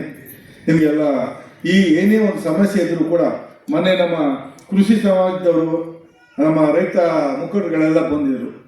ರೈತರದೇ ಒಂದು ಯಾವುದೇ ಒಂದು ಸಮಸ್ಯೆ ಅಂದರೆ ಖಂಡಿತ ಸ್ಪಂದನೆ ಮಾಡ್ತೀನಿ. ಈ ಯಾರೋ ಒಂದು ಎಷ್ಟೋ ಲಕ್ಷಗಳು ಕೊಡಬೇಕು, ಯಾರೋ ವ್ಯಾಪಾರಿ ವ್ಯತ್ಯಾಸ ಮಾಡಿದ್ದಾರೆ, ನಮ್ಮ ರೈತ ಬಾಂಧವರಿಗೆಲ್ಲ ಕಷ್ಟ ಆಗಿದೆ ಅಂತ ಅಂದ್ಬಿಟ್ಟು ಸುಮಾರು 40-50 ಜನ ರೈತರದ ದುಡ್ಡು ಹೋಗ್ತದೆ ಅಂತ ಬಂದರು. ಅಂತ ತಕ್ಷಣವೇ ನಾನು ಹೇಳಿ ಪೊಲೀಸ್ ಡಿಪಾರ್ಟ್ಮೆಂಟ್ ಕೇಳಿ ಕರೆಸಿ ಯಾರು ವ್ಯಾಪಾರಿ ಇರ್ಬೋದು, ಏನು ಮೋಸ ಆಗಿದೆ ರೈತರಿಗೆ ಇಮಿಡಿಯೇಟ್ ಅವ್ರಿಗೆ FIR ಮಾಡಿ ಇಮಿಡಿಯೇಟ್ ಅವ್ರಿಗೆ ದುಡ್ಡು ಕೊಡುವಂಥ ವ್ಯವಸ್ಥೆ ಆಗಲೇಬೇಕು ಅಂತ ಅಂದ್ಬಿಟ್ಟು ಕಂಡೀಷನ್ ಮಾಡಿ ಅದನ್ನು ಕೂಡ ದುಡ್ಡನ್ನು ಕೊಡುವಂಥ ವ್ಯವಸ್ಥೆ ಮಾಡಿ ದುಡ್ಡು ಹೆಚ್ಚು ಕಡಿಮೆ ಸೆಟ್ಲ್ ಆಗಿರ್ಬೇಕು ಹೆಚ್ಚು ಕಡಿಮೆ. ಹೀಗೆ ರೈತರದ್ದು ಏನೇ ಸಮಸ್ಯೆ ಬಂದರೂ ಕೂಡ ನಾನು ಖಂಡಿತವಾಗುವೆ ನಮ್ಮ ಸಮಸ್ಯೆ ಅಂತ ಯಾಕೆಂದರೆ ನಿಮ್ಮ ಸಮಸ್ಯೆ ಏನು ತರ ಅಂತ ಹೇಳ್ತು. ನನಗೂ ಈಗಲೂ ಕೂಡ ನಾವು ರಾಜಕಾರಣಿ ಆದರೂ ಕೂಡ ವ್ಯವಸಾಯ ಮಾಡ್ತಾ ಇದ್ದೀನಿ. ನಮ್ಮದು ವ್ಯವಸಾಯ ನಾನು ಮಾಡ್ತಾ ಇದ್ದ ರೈತರಿಗೆ ನನಗೆ ಗೊತ್ತಿದೆ. ಒಂದು ಕಡೆ ರಾಜಕಾರಣ, ಒಂದು ಕಡೆ ವ್ಯವಸಾಯನೂ ನಾವು ಇಟ್ಕೊಂಡಿರೋದ್ರಿಂದ ವ್ಯವಸಾಯದಲ್ಲಿ ಏನು ಕಷ್ಟ ಸುಖ ಏನು ಅನ್ನೋದು ನಮಗೆ ಗೊತ್ತಿದೆ. ಸುಖಕ್ಕಿಂತ ಕಷ್ಟನೇ ಜಾಸ್ತಿ ಇದೆ. ನಮ್ಮ ಇವ್ರು ಹೇಳ್ತಾರೆ, ಕುವೆಂಪು ಅವ್ರು ಹೇಳ್ತಾರೆ ರೈತರ ಬಗ್ಗೆ, ಅವರ ಒಂದು ಜೀವನ ಹೆಂಗೆ, ಅವ್ರ ವ್ಯಕ್ತಿತ್ವ ಹೆಂಗೆ ಅನ್ನೋದನ್ನ ಈಗ ತಾನೇ ನಾಡಿಗೀತೆ ಹಾಡಿರಲ್ಲ, ಅದಕ್ಕಿಂತ ಹಾಡು ಎಲ್ಲೂ ಸಿಗಲ್ಲ, ಸರ್ವಶ್ರೇಷ್ಠ ಹಾಡು ಅಂತ ಅನ್ನಿಸ್ತದೆ. ರೈತಗೀತೆ ಬರೆದಿದಾರಲ್ಲ, ಆ ಹಾಡಿನ ಪದ ಕೇಳಿ ಒಂದೊಂದು ಪದವನ್ನು ಕೂಡ ಆ ರೈತರಿಗೆ ಅವ್ರ ಕಷ್ಟ ಏನು, ಅವರ ಮಹತ್ವ ಏನು, ರೈತನ ಮಹತ್ವ ಏನು ಅನ್ನೋದನ್ನ ಸಾರಿ ಹೇಳುವಂತ ಹಾಡದು ರೈತಗೀತೆ ಅನ್ನೋದು. ಅದರಲ್ಲೇ ಹೇಳ್ತಾರೆ, ರಾಜ್ಯಗಳು ಎಳಿಯಲಿ, ರಾಜ್ಯಗಳು ಉಳಿಯಲಿ, ಸೈನಿಕರೆಲ್ಲ ಮುತ್ತಿಗೆ ಹಾಕಲಿ, ಬಿತ್ತು ಉಳುವುದನ್ನು ಅವನು ಬಿಡುವುದೇ ಇಲ್ಲ ಅಂತ. ರೈತರು ಎಂತ ಧೈರ್ಯಶಾಲಿಗಳಿಂದ ವಾರ ನಡೀತಾರೆ, ಸುತ್ತಮುತ್ತ ಹಳ್ಳಿಗೂ ಪಾಠ ಸುತ್ತಮುತ್ತ ವಾರ ಬಂದು ನಡೀತಾ ಇದ್ರು ಕೂಡ ಮನೇಲಿ ಕೂತ್ಕೊಳ್ಳಂತೆ ಎದುರ್ಕೊಂಡವನು. ಬೆಳಗ್ಗೆ ಎತ್ತನ್ನ ಕಟ್ಕೊಂಡು ವ್ಯವಸಾಯಕ್ಕೆ ಜಮೀನು ಹೋಗ್ತಂತೆ. ಎಂತ ವಾರ ನಡೀತಾ ಇದ್ರು ಕೂಡ ಯಾವತ್ತೂ ಕೂಡ ಅಡಿಗೆ ಮನೇಲಿ ಕೂತ್ಕೊಳ್ಳುವಂತ ವ್ಯಕ್ತಿತ್ವ ಅಲ್ಲ, ಅವನ ಕರ್ತವ್ಯವನ್ನು ಬಿಡೋದಿಲ್ಲ, ಬಿತ್ತು ಉಳುವುದನ್ನು ಬಿಡೋದಿಲ್ಲ. ಎಂತ ವಾರ ನಡೀತಾ ಇದ್ವಿ ಅಂತ ಅಂದ್ಬಿಟ್ಟು ಅಂತ ಒಬ್ಬ ಯೋಗಿ ರೈತ ಅಂತ ಹೇಳ್ತಾ ಮುಂದೆ ಇನ್ನೊಂದು ಹೇಳ್ತಾರೆ, ನೇಗಿಲ ಕುಳ್ಳದೊಳಗೆ ಅಡಗಿದೆ ಕರ್ಮ, ನೇಗಿಲ ಮೇಲೆಯೇ ನಿಂತಿದೆ ಧರ್ಮ ಅಂತ. ಕರ್ಮ ಅಂತಂದ್ರೆ ಉದ್ಯೋಗ, ಶ್ರೇಷ್ಠವಾದ ಕರ್ಮ ಯಾವ್ದಪ್ಪ, ಉದ್ಯೋಗ ಯಾವುದು ಅಂತಂದ್ರೆ ಎಲ್ಲಕ್ಕಿಂತ ಶ್ರೇಷ್ಠವಾದದ್ದು ಅನ್ನ ಕೊಡುವಂತ ಒಂದು ಕರ್ಮ, ಅದೇ ಉದ್ಯೋಗ, ಅದೇ ಅದು ನೇಗಿಲ ಕುಳದಲ್ಲಿ ಅಡಗಿದೆ ಕರ್ಮ ಅಂತ ಹೇಳ್ತಾರೆ.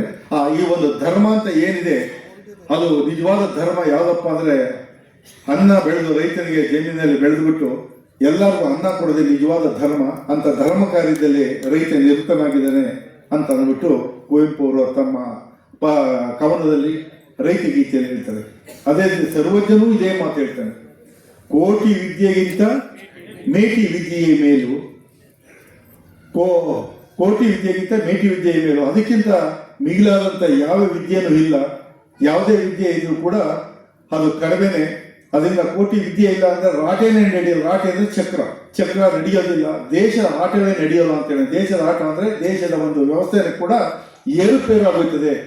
ಯಾರೇ ಒಂದು ಸರ್ವಿಸ್ ಸೆಕ್ಟರ್ನಲ್ಲಿ ಒಬ್ಬ ಜವಾನ್ ಅಂತಿರಲಿ, ಜವಾನ್ ಇರಲಿ, ವ್ಯಾಪಾರಸ್ಥಿರಲಿ, ಉದ್ಯೋಗದಲ್ಲಿರಲಿ, ಯಾರೇ ಇದ್ರು ಕೂಡ ರೈತ ಬೆಳೆದು ಕೊಟ್ರೇನೆ, ಅನ್ನ ಇಟ್ಟರೇನೆ ಅವನು ನಿಜವಾದ ನಿಜನಿಂದ ಕಾರ್ಯ ನಡೀತದ ಹೊರತು ಎಲ್ಲಕ್ಕಿಂತ ಮೂಲಭೂತವಾದಂಥದ್ದು ರೈತನ ಬೆಳೆ ಬೆಳೆದು ಕೊಟ್ಬಿಟ್ಟು ಅನ್ನ ನೀಡುವಂಥ ಒಬ್ಬ ರೈತ ಯಾವತ್ತೂ ಕೂಡ ನೆಮ್ಮದಿಯಾಗಿರಬೇಕು ಅನ್ನೋದರಲ್ಲಿ ಎರಡು ಮಾತಿಲ್ಲ.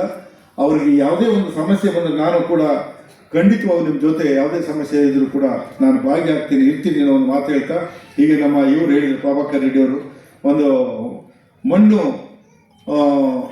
ಕೇಂದ್ರಗಳು, ಯಾವುದು ಮಣ್ಣು ಪರೀಕ್ಷಾ ಕೇಂದ್ರ, ಅದನ್ನು ಆಗಲೇ ನಾನು ಮೀಸ್ಟಿಗೆ ಕೊಟ್ಟಿದ್ದೀನಿ, ಅದು ಕೂಡ ಅವರು ಒಪ್ಪಿಗೆ ಕೊಟ್ಟಿದ್ದಾರೆ.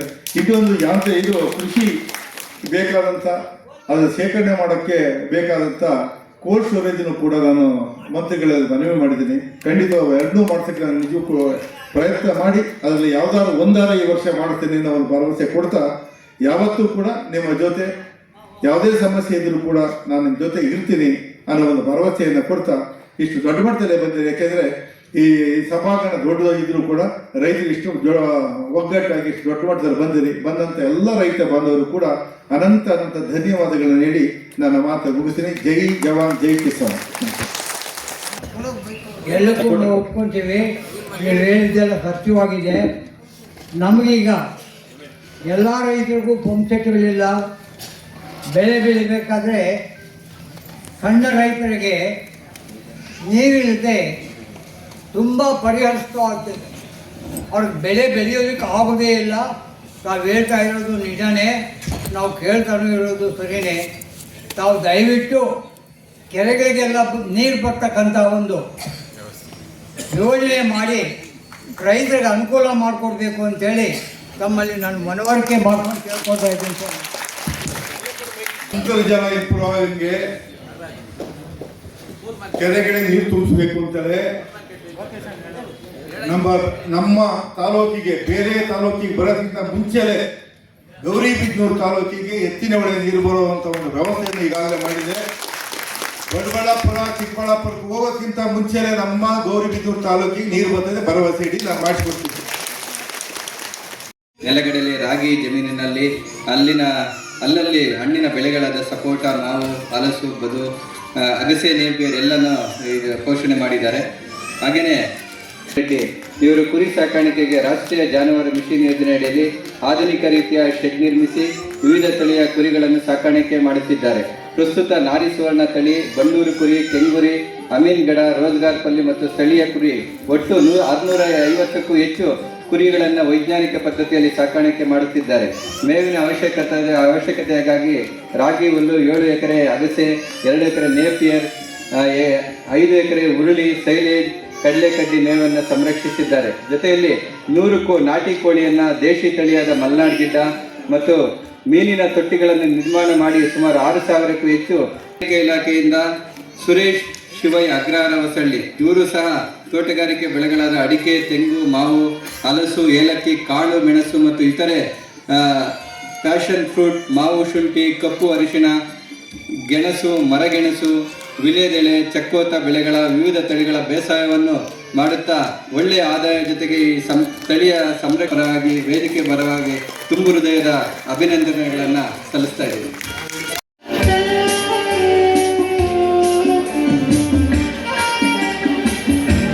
ದಯವಿಟ್ಟು ಎಲ್ಲ ರೈತ ಬಂಧುಗಳು ಆಸೀನರಾಗಬೇಕಾಗಿ ಕೇವಲ 10 ನಿಮಿಷಗಳ ಕಾಲ ಆಸೀನರಾಗಬೇಕಾಗಿ ವಿನಂತಿ.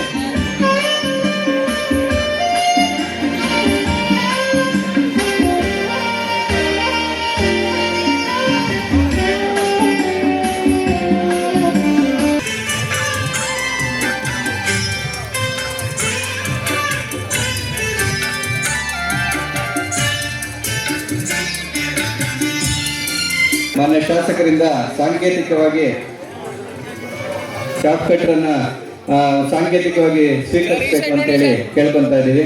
ಇದಾದ ನಂತರ ನಮ್ಮ ಶಾಸಕರಿಗೆ ವೇದಿಕೆ ಪರವಾಗಿ ಅಭಿನಂದನಾ ಸಮಾರಂಭ ಇರುತ್ತೆ. ದಯವಿಟ್ಟು ವೆಂಕಟೇಶ್ ಕಾದಲವೇಣಿ ಅವರು ಸಹ ಶಾಪ್ ಕಟ್ರ ಸಾಂಕೇತಿಕವಾಗಿ ಒಂದು ಪ್ರಮಾಣ ಪತ್ರವನ್ನು ಸ್ವೀಕರಿಸಬೇಕು ಅಂತೇಳಿ ಕೇಳ್ಕೊತಾ ಇದ್ದೀವಿ.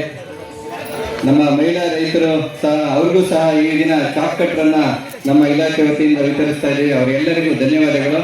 ಈಗ ಈ ಕೊನೆಯ ಭಾಗ ನಮ್ಮ ಗೌರವಾನ್ವಿತ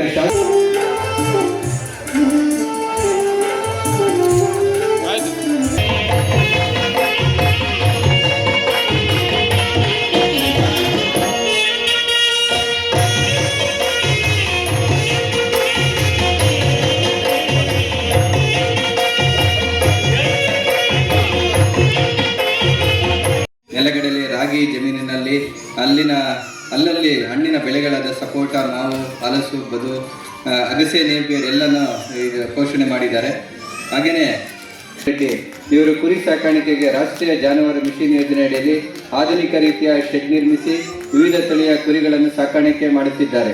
ಪ್ರಸ್ತುತ ನಾರಿ ಸುವರ್ಣ ತಳಿ, ಬಂಡೂರು ಕುರಿ, ಕೆಂಗುರಿ, ಅಮೀನ್ಗಡ, ರೋಜ್ಗಾರ್ ಪಲ್ಲಿ ಮತ್ತು ಸ್ಥಳೀಯ ಕುರಿ ಒಟ್ಟು 650ಕ್ಕೂ ಹೆಚ್ಚು ಕುರಿಗಳನ್ನು ವೈಜ್ಞಾನಿಕ ಪದ್ಧತಿಯಲ್ಲಿ ಸಾಕಾಣಿಕೆ ಮಾಡುತ್ತಿದ್ದಾರೆ. ಮೇವಿನ ಅವಶ್ಯಕತೆಯಾಗಿ ರಾಗಿ ಹುಲ್ಲು, 7 ಎಕರೆ ಅಗಸೆ, 2 ಎಕರೆ ನೇಪಿಯರ್, 5 ಎಕರೆ ಉರುಳಿ, ಸೈಲೇಜ್, ಕಡಲೆಕಡ್ಡಿ ಮೇವನ್ನು ಸಂರಕ್ಷಿಸಿದ್ದಾರೆ. ಜೊತೆಯಲ್ಲಿ 100 ನಾಟಿ ಕೋಳಿಯನ್ನು, ದೇಶಿ ತಳಿಯಾದ ಮಲ್ನಾಡ್ ಗಿಡ್ಡ ಮತ್ತು ಮೀನಿನ ತೊಟ್ಟಿಗಳನ್ನು ನಿರ್ಮಾಣ ಮಾಡಿ ಸುಮಾರು 6,000ಕ್ಕೂ ಹೆಚ್ಚು. ಇಲಾಖೆಯಿಂದ ಸುರೇಶ್ ಶಿವೈ ಅಗ್ರಹಾರ ಹೊಸಳ್ಳಿ ಇವರು ಸಹ ತೋಟಗಾರಿಕೆ ಬೆಳೆಗಳಾದ ಅಡಿಕೆ, ತೆಂಗು, ಮಾವು, ಹಲಸು, ಏಲಕ್ಕಿ, ಕಾಳು ಮೆಣಸು ಮತ್ತು ಇತರೆ ಪ್ಯಾಷನ್ ಫ್ರೂಟ್, ಮಾವು, ಶುಂಠಿ, ಕಪ್ಪು ಅರಿಶಿಣ, ಗೆಣಸು, ಮರಗೆಣಸು, ವಿಳ್ಯದೆಲೆ, ಚಕ್ಕೋತ ಬೆಳೆಗಳ ವಿವಿಧ ತಳಿಗಳ ಬೇಸಾಯವನ್ನು ಮಾಡುತ್ತಾ ಒಳ್ಳೆಯ ಆದಾಯ ಜೊತೆಗೆ ಈ ಸ್ಥಳೀಯ ಸಂರಕ್ಷಕರಾಗಿ ವೇದಿಕೆ ಪರವಾಗಿ ತುಂಬು ಹೃದಯದ ಅಭಿನಂದನೆಗಳನ್ನು ಸಲ್ಲಿಸ್ತಾ ಇದ್ದೀನಿ.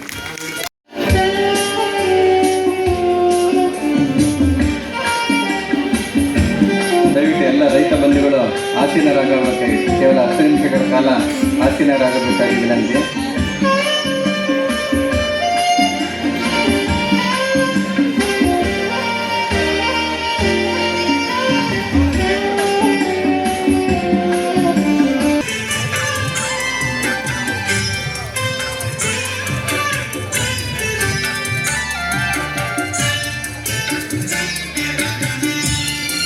ಮಾನ್ಯ ಶಾಸಕರಿಂದ ಸಾಂಕೇತಿಕವಾಗಿ ಶಾರ್ಟ್ ಕಟ್ರನ್ನು ಸಾಂಕೇತಿಕವಾಗಿ ಸ್ವೀಕರಿಸಬೇಕು ಅಂತೇಳಿ ಕೇಳ್ಕೊತಾ ಇದ್ದೀವಿ. ಇದಾದ ನಂತರ ನಮ್ಮ ಶಾಸಕರಿಗೆ ವೇದಿಕೆ ಪರವಾಗಿ ಅಭಿನಂದನಾ ಸಮಾರಂಭ ಇರುತ್ತೆ. ದಯವಿಟ್ಟು ವೆಂಕಟೇಶ್ ಕಾದಲವೇಣಿ ಅವರು ಸಹ ಶಾರ್ಟ್ ಕಟ್ರ ಸಾಂಕೇತಿಕವಾಗಿ ಒಂದು ಪ್ರಮಾಣ ಪತ್ರವನ್ನು ಸ್ವೀಕರಿಸಬೇಕು ಅಂತೇಳಿ ಕೇಳ್ಕೊತಾ ಇದ್ದೀವಿ. ನಮ್ಮ ಮಹಿಳಾ ರೈತರು ಸಹ ಅವ್ರಿಗೂ ಸಹ ಈ ದಿನ ಶಾರ್ಟ್ ಕಟ್ರನ್ನ ನಮ್ಮ ಇಲಾಖೆ ವತಿಯಿಂದ ವಿತರಿಸ್ತಾ ಇದ್ದೀವಿ. ಅವರೆಲ್ಲರಿಗೂ ಧನ್ಯವಾದಗಳು. ಈಗ ಈ ಕೊನೆಯ ಭಾಗ ನಮ್ಮ ಗೌರವಾನ್ವಿತ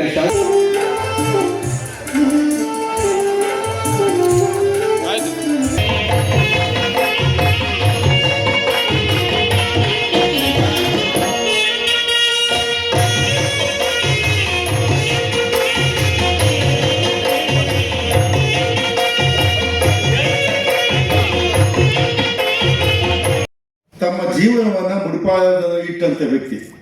ಅವರು ಪ್ರಧಾನಿ ಆಗೋಕ್ಕಿಂತ ಮುಂಚೆಯಿಂದಲೂ ಕೂಡ ರೈತ ಪರವಾದಂಥ ಹೋರಾಟವನ್ನ ಉತ್ತರ ಪ್ರದೇಶ ಹುಟ್ಟಿದ್ರು ಕೂಡ ದೇಶದಾದ್ಯಂತ ರೈತರ ಕಷ್ಟ ಸುಖಗಳಿಗೆ ಸ್ಪಂದನೆ ಮಾಡ್ತಿದ್ದಂಥವ್ರು. ಅವರು ಒಂದು ಕರೆ ಕೊಟ್ಟರು ಸಾಕು, ರಾಮಲೀಲಾ ಮೈದಾನದಲ್ಲಿ ಲಕ್ಷಾಂತರ ಜನ ರೈತರು ಸೇರ್ತಿದ್ರು. 5 ಲಕ್ಷ 10 ಲಕ್ಷ ಜನ ಸೇರ್ತಾ ಇದ್ರು.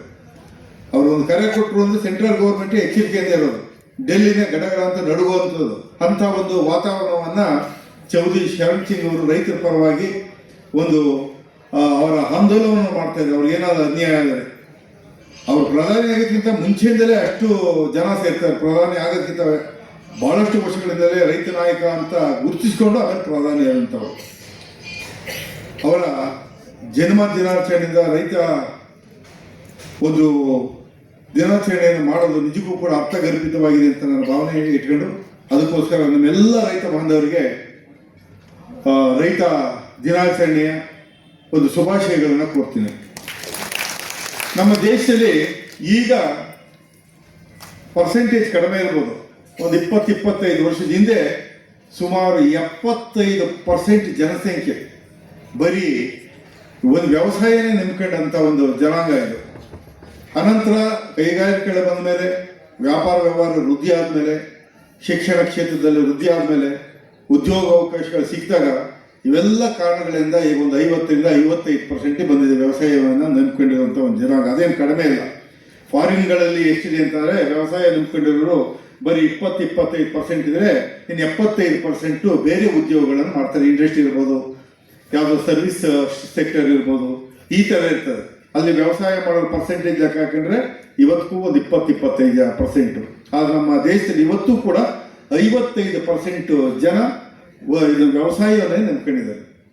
ಆದರೂ ಕೂಡ ಅವರ ಜೀವನ ಅಂತ ಅಚ್ಚುಕಟ್ಟಾಗಿ ಏನಿಲ್ಲ. ನಿಮಗೆಲ್ಲ ಗೊತ್ತೇ ಇದೆ ರೈತ ಬಾಂಧವರಿಗೆ. ನಾವು ವ್ಯವಸಾಯ ಮಾಡಿ, ನಾನು ರಾಜಕಾರಣಿ ಆಗಿದ್ರು ಕೂಡ, ಉದ್ಯಮಿ ಆಗಿದ್ರು ಕೂಡ, ಮೂಲಭೂತವಾಗಿ ನಾನೊಬ್ಬ ರೈತ. ಅದರಿಂದ ನನಗೆ ಗೊತ್ತಿದೆ ರೈತರ ಕಷ್ಟ ಸುಖ ಏನು ಅಂತ ಗೊತ್ತಿದೆ. ಅವರೆಷ್ಟೇ ಕಷ್ಟಪಟ್ಟು ದುಡಿದ್ರು ಕೂಡ ಸಕಾಲಕ್ಕೆ ಮಳೆ ಬರೋದಿಲ್ಲ. ಮಳೆ ಬಂದು ಏನಾದ್ರು ಬೆಳೆ ಆದರೂ ಕೂಡ ಅವ್ರ ಖರ್ಚು ವೆಚ್ಚ ಮಾಡಿರೋದಕ್ಕೆ ಅವೆಲ್ಲ ಖರ್ಚು ಕಳೆದ್ರೆ ಅವ್ರೇನು ನಿಜವಾಗ ಅವ್ರು ಹೊರಗಡೆ ಹೋಗಿ ಕೂಲಿನೋ ನಾಲಿನೋ ಮಾಡಿ ದುಡಿತಾರಲ್ಲ ಅಷ್ಟಕ್ಕೆ ಸಮ ಆಗುತ್ತೋ ಹೊರತು ಸ್ವಂತ ಜಮೀನು ಇಟ್ಕೊಂಡಿದ್ರು ಕೂಡ ಅವ್ರು ಏನು ಅವರ ಬದುಕೇನು ಅಂತ ಹಸನಾಗಿಲ್ಲ. ಆದ್ರೂ ಕಷ್ಟ ಅವರ ಮೂಲಭೂತವಾದಂಥ ಒಂದು ಕಸುಬು ವ್ಯವಸಾಯವನ್ನ ಅವ್ರು ಯಾವತ್ತೂ ಬಿಡದಲೆ, ನಷ್ಟ ಆಗಲಿ ಲಾಭ ಆಗಲಿ ಮನೆಗೆ ಬೆಳ್ಕೊಳ್ಳೋವಷ್ಟೇ ಸಿಕ್ಕಿದ್ರು ಕೂಡ ಅವ್ರ ವ್ಯವಸಾಯವನ್ನು ಯಾವತ್ತೂ ಬಿಡದೆ ಮಾಡ್ಕೊಂಡು ಬಂದಿದ್ದಾರೆ. ಕನ್ಯಾಕುಮಾರಿಯಿಂದ ಕಾಶ್ಮೀರದವರೆಗೂ ಕೂಡ ರೈತರಿಂದ ಎಲ್ಲ ಒಂದೇ, ಅವ್ರಿಗೇನು ಜಾತಿ ಇಲ್ಲ. ಯಾರು ಒಕ್ಕಲ್ತನ ಮಾಡ್ತಾನೋ ಅವ್ರ ರೈತ. ಭೂಮಿನ ಉತ್ತು ಬಿತ್ತು ಮಾಡುವಂಥ ಒಂದು ಸಂಸ್ಕಾರ ಇರುವಂಥರು ಅವರು ಕಾಶ್ಮೀರದಿಂದ ಕನ್ಯಾಕುಮಾರಿವರೆಗೂ ಕೂಡ ರೈತ ಎಲ್ಲ ಒಂದೇನೆ.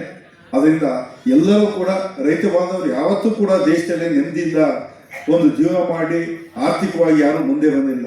ಈಗ ಅದಕ್ಕೋಸ್ಕರನೇ ಸರ್ಕಾರ ಅನೇಕ ಸೌಲಭ್ಯಗಳನ್ನು ರೈತರಿಗೆ ಕೊಡ್ತಾ ಬಂದಿದೆ.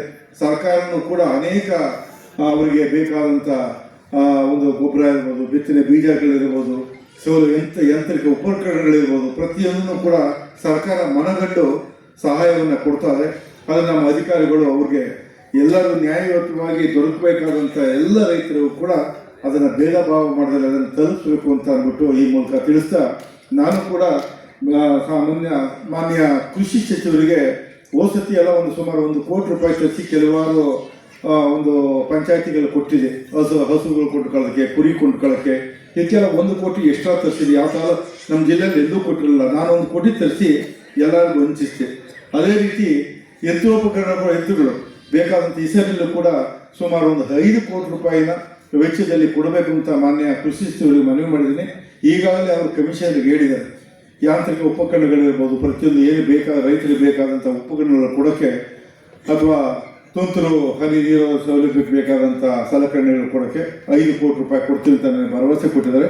ಅದನ್ನು ಕೂಡ ತಾಲೂಕಿಗೆ ತರೋದ್ರ ಮೂಲಕ ರೈತರಿಗೆ ಆದಷ್ಟು ನೆರವಾಗ್ತೀನಿ ಅನ್ನೋ ಒಂದು ಭರವಸೆ ಕೊಡ್ತಾ, ಹಾಗೇನೆ ನಮ್ಮ ರೈತರು ಕೇಳ್ತಾರೆ, ಎಲೆಕ್ಷನಲ್ಲಿ ಕೆಲವು ಟೀಕೆಯನ್ನು ಮಾಡ್ತಾರೆ. ಎಲೆಕ್ಷನ್ ಟೈಮಲ್ಲಿ ಹೇಳಿದರು, ಯಾವುದನ್ನ ರೈತರಿಗೆ 5, 6, 8, 10 ಪಂಪ್ ಸೆಟ್ ಹಾಕೊಂಡಿದ್ರೆ ನಾನು ಒಂದು 25 KVದಲ್ಲಿ ಒಬ್ಬೊಬ್ರಿಗೆ ಕೊಡಬೇಕು ಅಂತ ಒಂದು ಭರವಸೆನೂ ನಾನು ಕೊಟ್ಟಿದ್ದೆ. ಈಗ ಸರ್ಕಾರದಲ್ಲಿ ಏನಾಗಿದೆ ಅಂದರೆ 25 KV ಬಸ್ಟ್ ಆಗ್ತವೆ, ಬರ್ತಾ ಇಲ್ಲ, ಇದನ್ನ ಜಾಸ್ತಿ ಕೊಡ್ತಾ ಇಲ್ಲ, ಯಾಕೆಂದರೆ ಅದು ತಡೆಯಲ್ಲ ಅಂದ್ಬಿಟ್ಟು.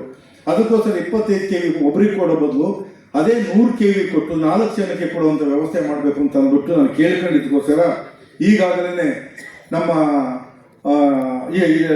ಇಂಧನ ಇಲಾಖೆಯಿಂದ ಸುಮಾರು 4 ರಿಂದ 5 ಕೋಟಿ ರೂಪಾಯಿ ವೆಚ್ಚದಲ್ಲಿ 100 TC ತಂದು ಈಗಾಗಲೇ ಎಲ್ಲ ರೈತ ಬಾಂಧವರಿಗೆ ಕೊಟ್ಟಿದೆ. ಎಲ್ಲೆಲ್ಲಿ ಇದು TCಯ ಒಂದು ಅಭಾವ ಇದ್ದು ಎಲ್ಲಿ ಬಸ್ಟ್ ಆಗ್ತಾ ಇದೆ ಪಂಪ್ ಸೆಟ್ಗಳು ಅಂತ ಅನುಕೂಲ ಆಗಲಿ ಅಂತ ಈಗಾಗಲೇ 100 ಕೊಟ್ಟಿದೆ.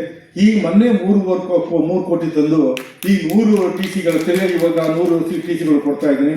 ಇನ್ನು ಒಂದು 200 TCಗೆ ಇದೊಂದ್ಸಲ ಇನ್ನು 6-7 ಕೋಟಿ ರೂಪಾಯಿನ ವೆಚ್ಚದಲ್ಲಿ ತರಿಸಿ ಒಟ್ಟು 15 ರಿಂದ 20 ಕೋಟಿ ವೆಚ್ಚದಲ್ಲಿ ಯಾವ ತಾಲೂಕು ಕೊಟ್ಟಿಲ್ಲ. ಇಲ್ಲೇ ಇಂಜಿನಿಯರ್ ಕೂತಾರೆ ಕೇಳಿಅವರು, ಯಾವ ತಾಲೂಕು ಕೊಟ್ಟಿಲ್ಲ.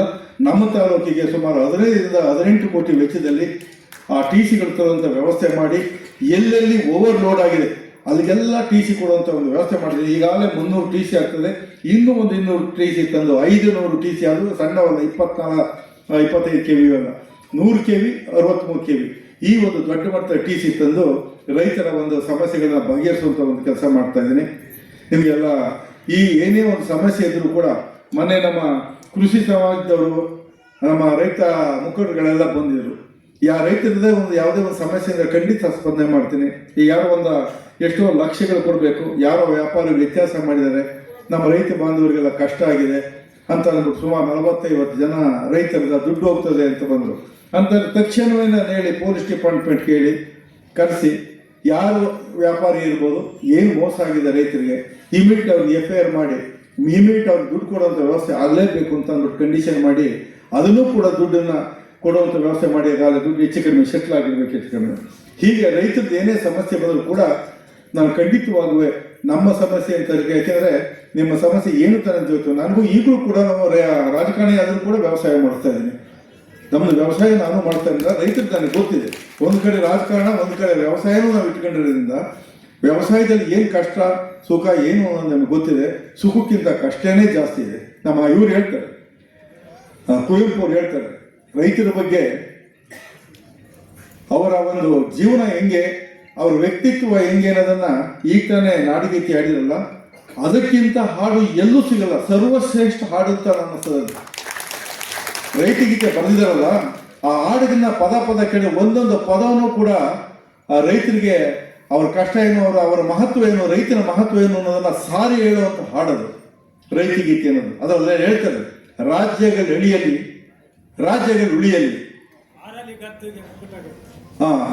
ಸೈನಿಕರೆಲ್ಲ ಮುತ್ತಿಗೆ ಹಾಕಲಿ, ಬಿತ್ತು ಉಳುವುದನ್ನು ಅವನು ಬಿಡುವುದೇ ಇಲ್ಲ ಅಂತ. ರೈತರು ಎಂಥ ಧೈರ್ಯಶಾಲಿಗಳಿದ್ರೆ, ವಾರ ನಡೀತಾರೆ ಸುತ್ತಮುತ್ತ ಹಳ್ಳಿಗೂ ಪಾಠ ಸುತ್ತಮುತ್ತ ವಾರ ಬಂದು ನಡೀತಾ ಇದ್ರು ಕೂಡ ಮನೇಲಿ ಕೂತ್ಕೊಳ್ಳೋಂತ ಎದುರ್ಕೊಂಡವನು.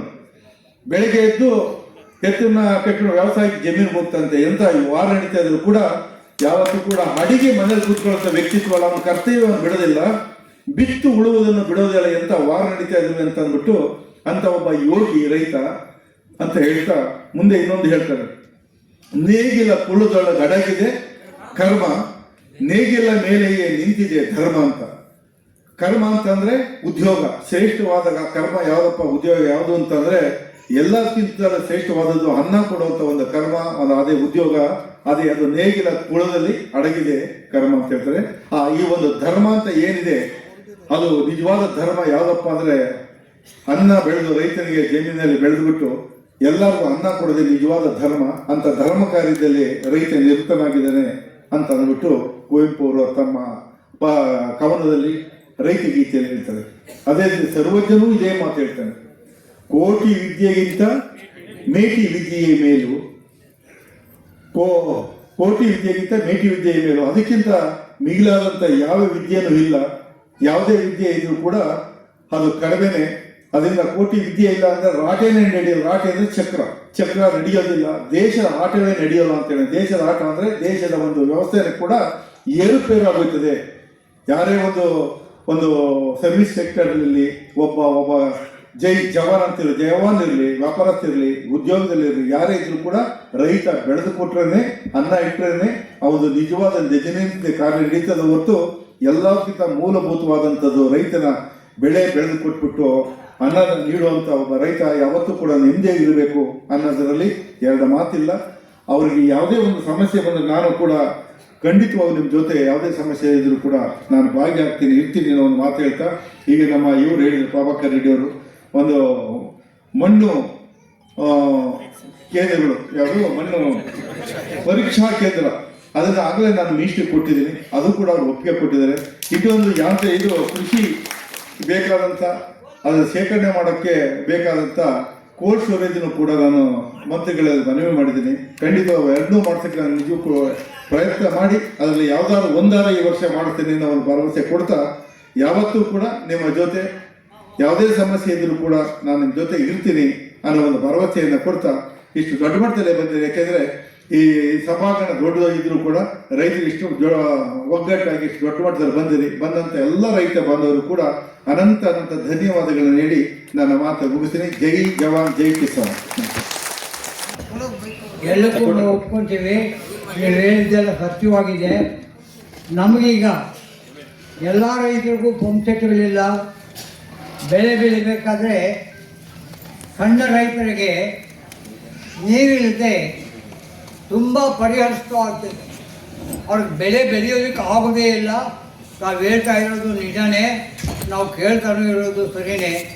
ತಾವು ದಯವಿಟ್ಟು ಕೆರೆಗಳಿಗೆಲ್ಲ ನೀರು ಬರ್ತಕ್ಕಂಥ ಒಂದು ಯೋಜನೆ ಮಾಡಿ ರೈತರಿಗೆ ಅನುಕೂಲ ಮಾಡಿಕೊಡ್ಬೇಕು ಅಂತೇಳಿ ತಮ್ಮಲ್ಲಿ ನಾನು ಮನವರಿಕೆ ಮಾಡ್ಕೊಂಡು ಕೇಳ್ಕೊಳ್ತಾ ಇದ್ದೀನಿ ಸರ್. ಅಂತರ್ಜಲ ಇಂಪ್ರೂವ್ ಆಗಂಗೆ ಕೆರೆಗಳಿಗೆ ನೀರು ತುಂಬಿಸ್ಬೇಕು ಅಂತಾರೆ. ನಮ್ಮ ತಾಲೂಕಿಗೆ ಬೇರೆ ತಾಲೂಕಿಗೆ ಬರೋದಕ್ಕಿಂತ ಮುಂಚೆಲೆ ಗೌರಿಬಿದನೂರು ತಾಲೂಕಿಗೆ ಎತ್ತಿನ ಹೊಳೆ ನೀರು ಬರುವಂಥ ಒಂದು ವ್ಯವಸ್ಥೆಯನ್ನು ಈಗಾಗಲೇ ಮಾಡಿದೆ. ದೊಡ್ಡಬಳ್ಳಾಪುರ ಚಿಕ್ಕಬಳ್ಳಾಪುರಕ್ಕೆ ಹೋಗೋಕ್ಕಿಂತ ಮುಂಚೆಲೆ ನಮ್ಮ ಗೌರಿಬಿದನೂರು ತಾಲೂಕಿಗೆ ನೀರು ಬರ್ತದೆ, ಭರವಸೆ ಇಡಿ ನಾನು ಮಾಡಿಸ್ಕೊಡ್ತೀನಿ.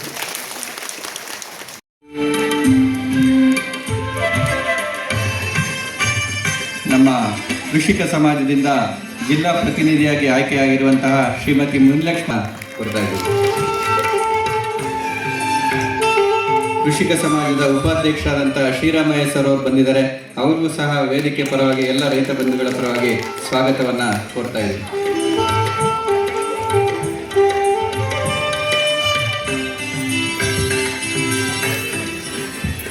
ಪ್ರಧಾನ ಕಾರ್ಯದರ್ಶಿಗಳು ಬೈಪಾಸ್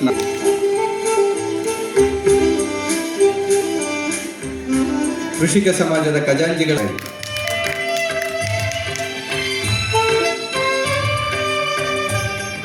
ತಾಲೂಕು ರೈತ ಸಂಘದ ಕೃಷಿಕ ಸಮಾಜದ ಮತ್ತೊಬ್ಬ ನಿರ್ದೇಶಕರಾದಂಥ ಬಾಲರಾಜ್ ಸರ್ ಅವರು, ನಮ್ಮ ಮತ್ತೊಬ್ಬ ನಿರ್ದೇಶಕರಾದಂಥ ಮಲ್ಲಿಕ ಸ್ವಾಗತವನ್ನು ಕೊಡ್ತಾ ಇದ್ದೀವಿ. ವಿಜಯ ರಾಘವ ರೆಡ್ಡಿ ಅವರು ಕೃಷಿ ಸಮಾಜದ ನಿರ್ದೇಶಕ. ಕೃಷಿ ಜೊತೆಗೆ ಸಮಗ್ರವಾಗಿ ಕೃಷಿಗೆ ಸಂಬಂಧಿತ ಉಪಕಸಬುಗಳನ್ನ ನಾವು ಮಾಡ್ತಾ ಹೋದರೆ ಒಂದು ಬೆಳೆನಲ್ಲಿ ನಷ್ಟ ಹೋಗೋದನ್ನು ಪ್ರತಿ ಇನ್ನೊಂದು ಉಪಕಸಬಿನಲ್ಲಿ ನಮಗೆ ಇಳುವರಿಯನ್ನು ಕಾಣ್ಬೋದಾಗಿದೆ. ಅದಕ್ಕೋಸ್ಕರ ಈ ಒಂದು ಸಂದರ್ಭದಲ್ಲಿ ಎಲ್ಲ ರೈತರು ಸಹ ಮಿತ ಬಳಕೆ ಏನಪ್ಪ ಅಂದರೆ ರಸಗೊಬ್ಬರ ಮತ್ತು ಪರಿಕರಗಳನ್ನು ಮಿತ ಬಳಕೆ ಮಾಡಬೇಕು. ಮತ್ತು ಕೃಷಿ ಬರೀ ಬೆಳೆದ್ರ ಜೊತೆಗೆ ಕೃಷಿಗೆ ಸಂಬಂಧಿಸಿದ ಉಪಕಸಬುಗಳನ್ನು ನೀವು ರೂಢಿ ಮಾಡಿಕೊಂಡು ಹೋದರೆ ನಾವು ಯಾವುದೇ ಕಾರಣಕ್ಕೂ ರೈತರು ಲಾಸ್ ಆಗಲ್ಲ ಅಂತ ಈ ಒಂದು ಸಂದರ್ಭದಲ್ಲಿ ಮಾತು ಕೊಡ್ತೀನಿ. ಅದೇ ರೀತಿ ಇತ್ತೀಚಿನ ದಿನಗಳಲ್ಲಿ ನಮ್ಮ ಸರ್ಕಾರದ ಮಟ್ಟದಲ್ಲಿ ಕೃಷಿಯನ್ನು ಒಂದು ಉದ್ಯಮವಾಗಿ ಮಾಡಬೇಕು ಅಂತ ಮಾಡ್ತಾ ಇದ್ದೀವಿ. ನಾವು ಇನ್ಮೇಲೆ ರೈತರಿಗೆ ಒಬ್ಬ ರೈತನ ಉದ್ಯಮಿಯಾಗಿ ಪರಿವರ್ತನೆ ಮಾಡಬೇಕು ಅಂತ ಒಂದು ಕಾರ್ಯಕ್ರಮ ಹಮ್ಮಿಕೊಳ್ತಾ ಇದ್ದೀವಿ. ಅದರಲ್ಲಿ ಏನಪ್ಪ ಅಂತಂದರೆ ಪ್ರಮುಖವಾಗಿ ನಾವು ಕೃಷಿ ಉತ್ಪನ್ನಗಳನ್ನು ನೇರವಾಗಿ ಮಾರಾಟ ಮಾಡೋದ್ರಿಂದ ನಾವು ಮಧ್ಯವರ್ತಿಗಳಿಗೆ ಲಾಭ ಮಾಡಿದಂಗಾಗುತ್ತೆ. ಅದೇ ನಾವೇ ಆ ವಸ್ತುಗಳನ್ನು ಮೌಲ್ಯವರ್ಧಿತ ಉತ್ಪನ್ನಗಳಾಗಿ ಪರಿವರ್ತನೆ ಮಾಡಿ ನಾವೇ ಉದ್ದಿಮೆಯನ್ನು ಸ್ಥಾಪನೆ ಮಾಡೋದ್ರಿಂದ ರೈತರು ಸಹ ಉದ್ಯಮಗಳಾಗಿ ಪರಿವರ್ತನೆ ಆಗೋಕ್ಕೆ ನಮಗೆ ಚಾನ್ಸ್ ಇದೆ ಅಂತ ಹೇಳ್ತಾ, ಮತ್ತೆ ಏನಪ್ಪ ಅಂದರೆ ಮಾರುಕಟ್ಟೆ ವ್ಯವಸ್ಥೆಗೆ ಸಂಬಂಧಪಟ್ಟಂತೆ ನಮ್ಮಲ್ಲೇ ಹಲವಾರು ಯೋಜನೆಗಳಲ್ಲಿ ರೈತ ಉತ್ಪಾದಕ ಸಂಸ್ಥೆಗಳನ್ನು ಸ್ಥಾಪನೆ ಮಾಡಿದ್ದೀವಿ. ಬೇರೆ ಯಾರು ಮಧ್ಯವರ್ತಿಗಳ ಮೇಲೆ ಅವಲಂಬನೆ ಆಗೋದು ಬಿಟ್ಟು ನಾವೇನು ಮಾಡಬೇಕು, ರೈತ ಉತ್ಪಾದಕ ಸಂಸ್ಥೆ ಮುಖಾಂತರನೇ ನಮ್ಮ ಉತ್ಪನ್ನಗಳನ್ನು ನೇರವಾಗಿ ಸಂಸ್ಥೆಗಳ ಮಾರಾಟ ಮಾಡಿದ್ರೆ ಆ ಏನು ಮಧ್ಯವರ್ತಿಗಳಿಗೆ ಹೋಗುವಂಥ ದುಡ್ಡನ್ನು ನಾವು ಅವಾಯ್ಡ್ ಮಾಡ್ಬೋದಾಗುತ್ತೆ. ಅದೇ ರೀತಿ ಈಗ ಪ್ರಮುಖವಾಗಿ ನಾನು ಒಂದು ಎಕ್ಸಾಂಪಲ್ ಕೊಡಬೇಕು. ನಮ್ಮ ಗೌರಿಬಿದೂರು ತಾಲೂಕು ಭಾಗದಲ್ಲಿ ನನ್ನ 1.5 ತಿಂಗಳ ಅನುಭವದಲ್ಲಿ ಸಾಕಷ್ಟು ರೈತರು ಸುಮಾರು 62,000 ಎಕರೆ ಪ್ರದೇಶದಲ್ಲಿ ನಾವು ಮುಸ್ಕಿನ ಬೆಳೀತಾ ಇದ್ದೀವಿ. ಕರೆಕ್ಟ್ ಅಲ್ವಾ? ಆ ಮುಸ್ಕಿನ ಜೋಳ ಬೆಳಿಬೇಕಾದ್ರೆ ಹಿಂದೆ ನಮ್ಮ ಸಾಮಾನ್ಯವಾಗಿ ಈ ಮುಸ್ಕಿನ ಜೋಳ ಬೆಳೆನ ನಾವು ಮಧ್ಯ ಕರ್ನಾಟಕದಲ್ಲಿ ನಾವು ನೋಡ್ತಾ ಇದ್ವಿ. ಇಲ್ಲಿ ದಾವಣಗೆರೆ, ಹಾವೇರಿ, ಕೊಪ್ಪಳ, ಚಿತ್ರದುರ್ಗ ಈ ಥರ ಭಾಗದಲ್ಲಿ ಬೆಳೀತಾ ಇದ್ದು. ಈ ಭಾಗದಲ್ಲಿ ಬೆಳೆಯಕ್ಕೆ ಸ್ಟಾರ್ಟ್ ಮಾಡಿದ್ವಿ. ಇದಕ್ಕೆ ಏನಪ್ಪ ಅಂತಂದರೆ ಇದು ನಾವು ಸಾಮಾನ್ಯವಾಗಿ ಮುಸ್ಕಿನ ಜೋಳನ ರಾಕ್ಷಸ ಬೆಳೆ ಅಂತ ಕರಿತೀವಿ. ರಾಕ್ಷಸ ನಿಲ್ಲಿಸ್ತಾ ಇಲ್ಲ ಪಾಪ. ರೈತರಿಗೆ ಸಹ ಕಷ್ಟ ನಮಗೂ ಗೊತ್ತು. ನಾವು ರೈತರ ಮನೆಗೆ ಹುಟ್ಟು ಬಂದವರು. ನಾನು ಹಿಂದೆ APMC ಅಧ್ಯಕ್ಷರಾದಾಗ ರೈತರಿಗೋಸ್ಕರ ನಾನು ಕೃಷಿ ಉತ್ಪನ್ನ ಮಾರುಕಟ್ಟೆ ಸಮಿತಿಯಲ್ಲಿ ಅಧ್ಯಕ್ಷರಾಗಿದ್ದಾಗ ರೈತರು ಬೆಳೆದ ತರಕಾರಿಗಳು ಕೂಡ ರೈತರಿಗೆ ತರಕಾರಿ ಬೆಲೆ ಬೆಂಬಲ ಬೆಲೆ ಸಿಗಲಿ, ರೈತರ ಮಧ್ಯದಲ್ಲಿ ದಲ್ಲಾಳಿ ಇಲ್ದಂಗೆ ಇರಲಿ ಅಂತ ಅಂದ್ಬಿಟ್ಟು ನಾವು ಸುಮಾರು ರೈತರಿಗೋಸ್ಕರ ನಾವು ಹೋರಾಟ ಮಾಡಿದ್ವಿ. ಅದೇ ರೈತರು ಕೂಡ ನಮ್ಗೆ ಸಹಕಾರ ಕೊಟ್ಟರು. ಆದರೆ ರೈತರು ಬೆಳೆ ಬೆಳ್ಕೊಂಡ್ಬಂದು ನಮ್ಮ ಮಾರ್ಕೆಟಿಗೆ ತಂದಾಗ ಅವ್ರಿಗೆ ಸಿಗೋ ಬೆಲೆ 0 ಆಗಿರುತ್ತೆ. ರೈತರು ಕಷ್ಟ ಬಿಟ್ಟು 3 ತಿಂಗಳು 4 ತಿಂಗಳು ಬೆಳೆ ಬೆಳ್ಕೊಂಡು ಬಂದಿರ್ತಾರೆ. ಅಲ್ಲಿ ಬಂದಾಗ ಅವ್ರಿಗೆ ಸಿಗೋದು ಬೆಲೆ ಶೂನ್ಯ ಆಗುತ್ತೆ. ರೈತರು ಈ ಥರ ಕಷ್ಟ ಬೀಳ್ತಾನೆ ಇರ್ತಾರೆ. ಬೆಳಗ್ಗೆ ಎದ್ದರೆ 5 ಗಂಟೆಗೆ ರಾತ್ರಿ 6 ಗಂಟೆವರೆಗೂ ಕೆಲಸ ಮಾಡ್ತಾನೆ ಇರ್ತಾರೆ. ಅವ್ರಿಗೆ ನೆಮ್ಮದಿ ಜೀವನ ಅನ್ನೋದೇ ಇಲ್ದಂಗೆ ಆಗಿದೆ ರೈತರಿಗೆ. ಏನೇ ಸವಲತ್ತುಗಳು ಸರ್ಕಾರದಿಂದ ಬರುವಂಥ ಸವಲತ್ತುಗಳು ನೇರವಾಗಿ ರೈತರಿಗೆ ಸಿಗುವಂತೆ ಆಗಬೇಕು ಅಂತ ನಾನು ಈ ಮೂಲಕ ಹೇಳ್ತಾ ಇದ್ದೀನಿ. ರೈತರು ಮಕ್ಕಳನ್ನ ವಿದ್ಯಾಭ್ಯಾಸ ಕೊಡಿಸ್ಬೇಕು. ನಾವು ರೈತರ ಮಕ್ಕಳಿಗೆ ಒಳ್ಳೆ ಅವ್ರಿಗೆ ವಿದ್ಯಾಭ್ಯಾಸ ಕೊಟ್ಟಾಗ ರೈತರು ಮಕ್ಕಳು ಕೂಡ ವಿದ್ಯಾಭ್ಯಾಸ ಪಡ್ಕೊಂಡಾಗ ಮುಂದೆ ಒಳ್ಳೆ ಅವರು ಕೆಲಸಗಳಲ್ಲಿ ತೊಡಗಿಸ್ಕೊತಾರೆ. ಅವ್ರು ಒಳ್ಳೆ ವಿದ್ಯಾಭ್ಯಾಸ ಬರ್ತೈತೆ. ಒಳ್ಳೆ ಕಾಲೇಜುಗಳಲ್ಲಿ ಓದಿದಾಗ ಒಳ್ಳೆ ವಿದ್ಯಾವಂತರಾಗ್ತಾರೆ. ಅವರು ಮುಂದೆ ಒಳ್ಳೆ ಇಲಾಖೆಗಳಲ್ಲಿ ಹುದ್ದೆಗಳು ಸಿಗ್ತವೆ. ಅಂಥವರು ನಾವು ಮಕ್ಕಳಿಗೆ ವಿದ್ಯಾಭ್ಯಾಸವನ್ನು ಕೂಡ ರೈತರ ಮಕ್ಕಳಿಗೆ ಅನುಕೂಲ ಮಾಡಿಕೊಡ್ಬೇಕು ಅಂತ ಈ ಮುಖಾಂತರ ತಿಳಿಸ್ತಾ ಇದ್ದೀವಿ. ಇದೇ ರೀತಿ ನಾವು ಲಾಲ್ ಬಹದ್ದೂರ್ ಶಾಸ್ತ್ರಿಯವರು ಸಹ ಹಿಂದೆ ಅವರು ಸಹ ಸ್ವತಂತ್ರ ಹೋರಾಟಗಾರರಾಗಿದ್ದಾಗ ರೈತರಿಗೊಂದು ಟ್ರೇಡ್ ಮಾರ್ಕ್ ಕೊಟ್ಟರು, ಜೈ ಕಿಸಾನ್ ಜೈ ಜವಾನ್ ಅಂತ ಅಂದ್ಬಿಟ್ಟು. ರೈತರಿಗೋಸ್ಕರ ಅವರೆಲ್ಲ ಎಷ್ಟೆಲ್ಲ ಕಾರ್ಯಕ್ರಮಗಳನ್ನ ತಂದರು. ರೈತರಿಗೋಸ್ಕರ ಎಲ್ಲ ಮಾಡ್ಕೊಂಡು ಬಂದರು.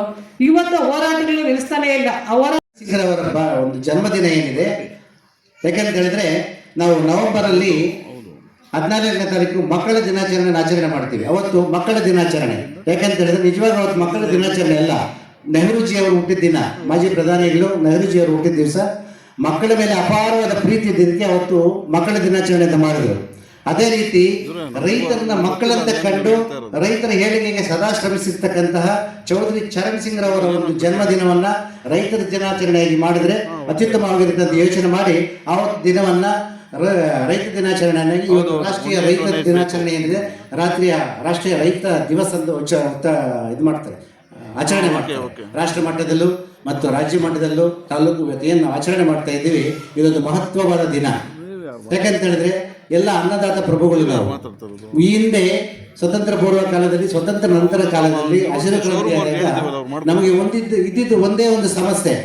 ಇಷ್ಟು ಒಂದು ಜನಸಂಖ್ಯೆಗೆ ನಾವು ಊಟ ಹಾಕ್ಬೇಕಾದ್ರೆ ಈ ಮೆಥಡಲ್ಲಿ, ಹಳೆ ಮೆಥಡಲ್ಲಿ ಊಟ ಹಾಕಕ್ಕಾಗಲ್ಲ. ಆದ್ರಿಂದ ಇದರಲ್ಲಿ ಏನಾದರೂ ಒಂದು ಬದಲಾವಣೆಗಳು ಮಾಡಬೇಕು ಅಂತೇಳಿ ಆಧುನಿಕೀಕರಣಕ್ಕೆ, ಹಸಿರು ಕ್ರಾಂತಿಗೆ ಒಂದು ನಾಂದಿಯನ್ನು ಹಾಡಿದ್ರು. ಹಸಿರು ಕ್ರಾಂತಿ ಅಂದರೆ ಬೇರೆ ಏನೂ ಇಲ್ಲ.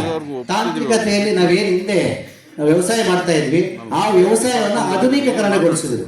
ಯಂತ್ರೋಪಕರಣಗಳಿಂದ ರಸಗೊಬ್ಬರಗಳಿಂದ ಅವೆಲ್ಲ ನಾವು ಅಳವಡಿಕೆ ಮಾಡಿದಾಗ ನಾವೇನು ಬಿತ್ತನೆ ಬೀಜಗಳು ಅದರಲ್ಲಿ ಒಂದು ನವೀನತೆಯನ್ನು ಕಂಡುಕೊಂಡಾಗ ಈ ಒಂದು ಇಳುವರಿಯಲ್ಲಿ ಜಾಸ್ತಿ ಬರುತ್ತೆ. ಆ ಇಳುವರಿ ದುಪ್ಪಟ್ಟಾದಾಗ ನಾವೆಲ್ಲರಿಗೂ ಕೂಡ ಒಳ್ಳೆ ರೀತಿಯಲ್ಲಿ ಊಟ ಕೊಡ್ಬೋದು. ಊಟ ಇಲ್ಲದೆ ಏನು ಮಾಡೋಕ್ಕಾಗಲ್ಲ ಅಂತ ಮನಗಂಡಂಥ ನಾಯಕರು ಈ ಹಸಿರು ಕ್ರಾಂತಿಯನ್ನು ಮುಂಚೂಣಿಗೆ ತಂದರು. ಹಸಿರು ಕ್ರಾಂತಿಯಿಂದ ಇವತ್ತು ನಾವೇನು ಬೆಳೀತಾ ಇದ್ವಿ, ನಮ್ಮ ಏನು ಇಳುವರಿ ಇತ್ತು ಅದರ 4ರಷ್ಟಾಗಿದೆ. ಮೊದಲು ಈ ಹಿಂದೆ ನಾವು ಪೂರ್ವಿಕರು 1 ಎಕರೆ ಜಮೀನಲ್ಲಿ 4. ಆದರೆ ಅದನ್ನ ಇವತ್ತು ಬೆಲೆ ಎಷ್ಟಾಗಿದೆ ನಮ್ಮ ವೆಂಕಟರಮಣಿ ಅವರಿಗೆಲ್ಲ ಗೊತ್ತು, ಅವರು ಮಾಡಿದ್ರೆ 20 ರೂಪಾಯಿ 10 ರೂಪಾಯಿ ಕೆಜಿ ಇದೆ. ನಮ್ದು 20 ರೂಪಾಯಿ 10 ರೂಪಾಯಿ ಈ ಒಂದು 15 ದಿವಸ. ಇವತ್ತು ಇಸ್ಸೋ ಅನ್ನೋ ಒಂದು ಕಂಪ್ನಿ ನಮ್ಮ ಮಕ್ಕಳು ಯಾವುದು ಮಲ್ಸಂದ್ರ ಬೊಮ್ಮಸಂದ್ರ ಕುಂಚಿಕ್ನಳ್ಳಿಯಲ್ಲಿ ಖರೀದಿ ಮಾಡಿ 46 ರೂಪಾಯಿ 20 ಪೈಸೆ ಕೊಡ್ತಾರೆ. No transportation fees, no commission ಅಂತ ಒಂದು ಇದನ್ನ ಸಹ ನಮ್ಮ ಇಂಡಸ್ಟ್ರಿಯಲ್ಲಿ ಮಾಡ್ಬೋದು. ಯಾಕಂದ್ರೆ ಸುಗಂಧ ದ್ರವ ಅನ್ನೋ ಒಂದು ಸೆಂಟೆಡ್ ಫ್ಯಾಕ್ಟ್ರಿನ ತರಬಹುದು. ಅಂತ ಒಂದು ತಂದಾಗ ಏನಾಗುತ್ತೆ, ನಾವು ಆರ್ಥಿಕವಾಗಿ ರೈತರು ನಾವು ಕೊಟ್ಟಂಗಾಗುತ್ತೆ. ಹಂಗಾಗಿ ಅದ್ರ ಜೊತೆಯಲ್ಲೇ ನಮ್ಮ ಹೂವಿನ ಮಾರ್ಕೆಟ್ ಸ್ಥಳಾಂತರದ ಬಗ್ಗೆ ನಮ್ಮ ಮುದ್ಲಕ್ಷ್ಮಿ ಅವರು ಅಧ್ಯಕ್ಷರಾಗಿದ್ದವಾಗ ನಾವು ಶಿವರಾಜ್ ತಂಗಡಿಗೆ ಹತ್ರ ಅವತ್ತು ಮಂತ್ರಿ ಹತ್ರ ಹೋಗಿ ಅಲ್ಲಿ ಒಂದು ಚಿಕ್ಕನರಸಿಂಹ ರೆಡ್ಡಿ ಅಂತ ಒಬ್ಬ ಕಾರ್ಯಕ್ರಮ ಮಾಡ್ಕೊಂಡು ಬಂದು ಸ್ಥಳಾಂತರ ಮಾಡಿದ್ವಿ ಹೂವಿಂದು ತರಕಾರಿ ಇದೆಲ್ಲ. ಆದರೆ ರಾಜಕೀಯ ಉದ್ದೇಶಕ್ಕೆ ಹೂವಿನ ಮಾರ್ಕೆಟ್ ಮತ್ತೆ ತಂದು ಗೌರವಿದ್ರು. ಯಾಕಂದ್ರೆ ನಾವು ನಗರಸಭೆ ಅಧ್ಯಕ್ಷಗಳು ನಾವು ಇಲ್ಲೇ ಸುಸಜ್ಜಿತ ಮಾರ್ಕೆಟ್ನ ಕೊಡ್ತೀವಿ, ನೀವು ಬನ್ನಿ ಅಂತ ಒಂದು ರಿಲೇಷನ್ ಮಾಡಿ ವಾಪಸ್ ಕಳಿಸಿದ್ರು. ಇವತ್ತು ನಾವು 2 ಅಂತಸ್ತು ಮೆಟ್ಲು ಹತ್ತಿ ಹೋಗಿ ಅಲ್ಲಿ ಹೂವಿನ ಮಾರ್ಕೆಟ್ನ ನಾವು ಹೂವನ್ನು ಸಾಗಣೆ ಮಾಡಬೇಕಾಗುತ್ತೆ. ಯಾಕಂದರೆ ಇವತ್ತು ನಮ್ಮದು ಪ್ರಾಂಗಣ ಹೆಂಗಿದೆ ಅಂದರೆ ಗೌರಿಬಿದನೂರು ರಸ್ತೆಗೆ ಬೆಂಗಳೂರು ರಸ್ತೆಗಿದೆ, ಮತ್ತು ನಮ್ಮ ಚಿಕ್ಕಬಳ್ಳಾಪುರದಿಂದ ಬರಬೇಕಾದ್ರೆ ಅಲ್ಲೊಂದು ರಾಷ್ಟ್ರೀಯ ಹೆದ್ದಾರಿ ಬೈಪಾಸ್ ಇದೆ, ನಮ್ಮ ಗುಂಡಾಪುರ ಕಡೆಯಿಂದ ಬರಬೇಕಾದ್ರೆ ಕೋಟಲ್ ಇದೆ, ಎಲ್ಲಕ್ಕೊಂದು ಆರ್ಟ್ ಆಫ್ ದಿ ಸಿಟಿ ಇದ್ದಂಗಿದೆ. ಅದು ಅಂಥದ್ದನ್ನ ಸ್ಥಳ ಮಾಡಬೇಕಾದ್ರೆ ವಾಪಸ್ ಹೋಗಿತ್ತು. ಅವತ್ತು ನಾವು ಕೆಲವು ಮಾತು ಚಕಮಕಿ ನಡೀತು. ಅವತ್ತು ನಾವು ವೆಂಕಟರಮಣಿ ಅವರು ಹೇಳಿದ್ರು, ನೀವು ಬೆಟ್ಟದ ಮೇಲೆ ಇಟ್ಕೊಂಡು ನಾವು ರೈತರು ತಂದಾಕ್ತೀವಿ, ನೀವು ಬಂದರೆ ವಾಪಸ್ ಇಲ್ಲಿಗೆ ಅಂತ. ಹಂಗಾಗಿ ಅವತ್ತು ವಾಪಸ್ ಹೋಗಿದ್ದು. ಇವತ್ತು ತರಕಾರಿ ಬಂತು, ತರಕಾರಿ ಸುಸಜ್ಜಿತ ನಡೀತಾ ಇದೆ. ಆದ್ರೆ ಹೂವಿನ ಮಾರ್ಕೆಟ್ ನಾವು ಅದನ್ನ ಇರೋ ಮಾರ್ಕೆಟ್ ನಾವು ಎಕ್ಸ್ಟೆಂಡ್ ಮಾಡೋಕೆ ಆಗೋದೇ ಇಲ್ಲ. ಅಲ್ಲೇ ಇರಬೇಕು, ಅಷ್ಟೇ ಜನ ಬರಬೇಕು. ಇವಾಗ ನೋಡಿ ನಮ್ಮ ಚಿಕ್ಕಬಳ್ಳಾಪುರದಲ್ಲಿ ಹೂವಿನ ಮಾರ್ಕೆಟ್ನ ಸುಮಾರು ಹೆಡ್ ಕ್ವಾರ್ಟರಿಂದ 20 ಕಿಲೋಮೀಟರ್ ದೂರ ನಂದಿ ಕ್ರಾಸ್ ದೊಡ್ಡಗೆ ಆಗ್ತಾ ಇದ್ದಾರೆ. ನಾವು ಇಲ್ಲಿಂದ 2 ಕಿಲೋಮೀಟರ್ಗೆ ದೂರ ಹೋಗ್ಬೇಕಾದ್ರೆ ಎಷ್ಟು ಪ್ರಾಬ್ಲಮ್. ನಾವು ಮೆಟ್ಲತ್ತಿ ಅಲ್ಲಿ ಪಾರ್ಕಿಂಗ್ ಪ್ರಾಬ್ಲಮ್ ಮಾಡಿ ಇಂಥದ್ರ ಬಗ್ಗೆ ಎಲ್ಲ ಮನೆ ಶಾಸಕರು ಒಂದು ಸಭೆ ಕರೆದು ಆ ಒಂದು ಅಧಿಕಾರಿಗಳಿಗೂ ಮತ್ತು ಆ ವರ್ತಕರಿಗೂ ಮನವೊಲಿಸಿ ನಮ್ಮ ಹೂವಿನ ಮಾರ್ಕೆಟ್ನ APM ಸ್ಥಳ ಮಾಡಿಕೊಡ್ಬೇಕು. ಮತ್ತು ನಮ್ಮ ಬೆಸ್ಕಾಮ್ದು TCಗಳು ಸುಟ್ಟೋದಾಗ ಏನಾಗುತ್ತೆ ಅಂದರೆ ರೈತನೇ ಟ್ರ್ಯಾಕ್ಟರ್ ತೊಗೊಂಡೋಗ್ಬೇಕು, ರೈತರೇ ಚೈನ್ ಪುಲಿ ತೊಗೊಳ್ಬೇಕು, ರೈತರನ್ನೇ ಹಗ್ಗ ತೊಗೊಂಡು ಮೆನ್ ತೊಗೊಂಡೋಗ್ಬೇಕು. ಅದಕ್ಕೆ ಸುಮಾರು ನಮ್ಮ ಇಂಡಸ್ಟ್ರೀಸು ಕೆಲವು ಕಡೆ CSR ಫಂಡು ಏನೇನಕ್ಕೋ ಯೂಸ್ ಮಾಡ್ತಾರೆ. ಅಂಥ ಒಂದು ಜೀಪು, ಒಂದು ಹೈಡ್ರಾಲಿಕ್ ಇರೋಂಥ ಜೀಪನ್ನು ನಮ್ಮ ಬೆಸ್ಕಾಮ್ ಇಲಾಖೆಗೆ ಕೊಟ್ಟರೆ ಹಾಗಾಗಿ ಅಂಥದನ್ನ ನಾವು CSR ಫಂಡ್ ತೆಗೆದು ಅದು ರೈತರಿಗೆ ಉನ್ನತಿಗೆ ಆಗುತ್ತೆ. ಅದು ಬಿಟ್ಟು ಸುಮ್ಮನೆ ಯಾರೋ ಅಲ್ಲಿ 1-2 ಚೇರ್ ಕೊಡೋದು, ಫೋಟೋ ತೆಗೆಸ್ಕೊಡೋದು, ಏನೋ ಒಂದು ಕೊಟ್ಟುಬಿಟ್ಟು ತೆಗೆಸ್ಕೊಂಡು ಅವ್ರ ಕಾರ್ಯಕ್ರಮ ಮುಗಿಸ್ಕೊಬಿಡ್ತಾರೆ ಅವ್ರು 2%. ಹಾಗಾಗಿ ಅದು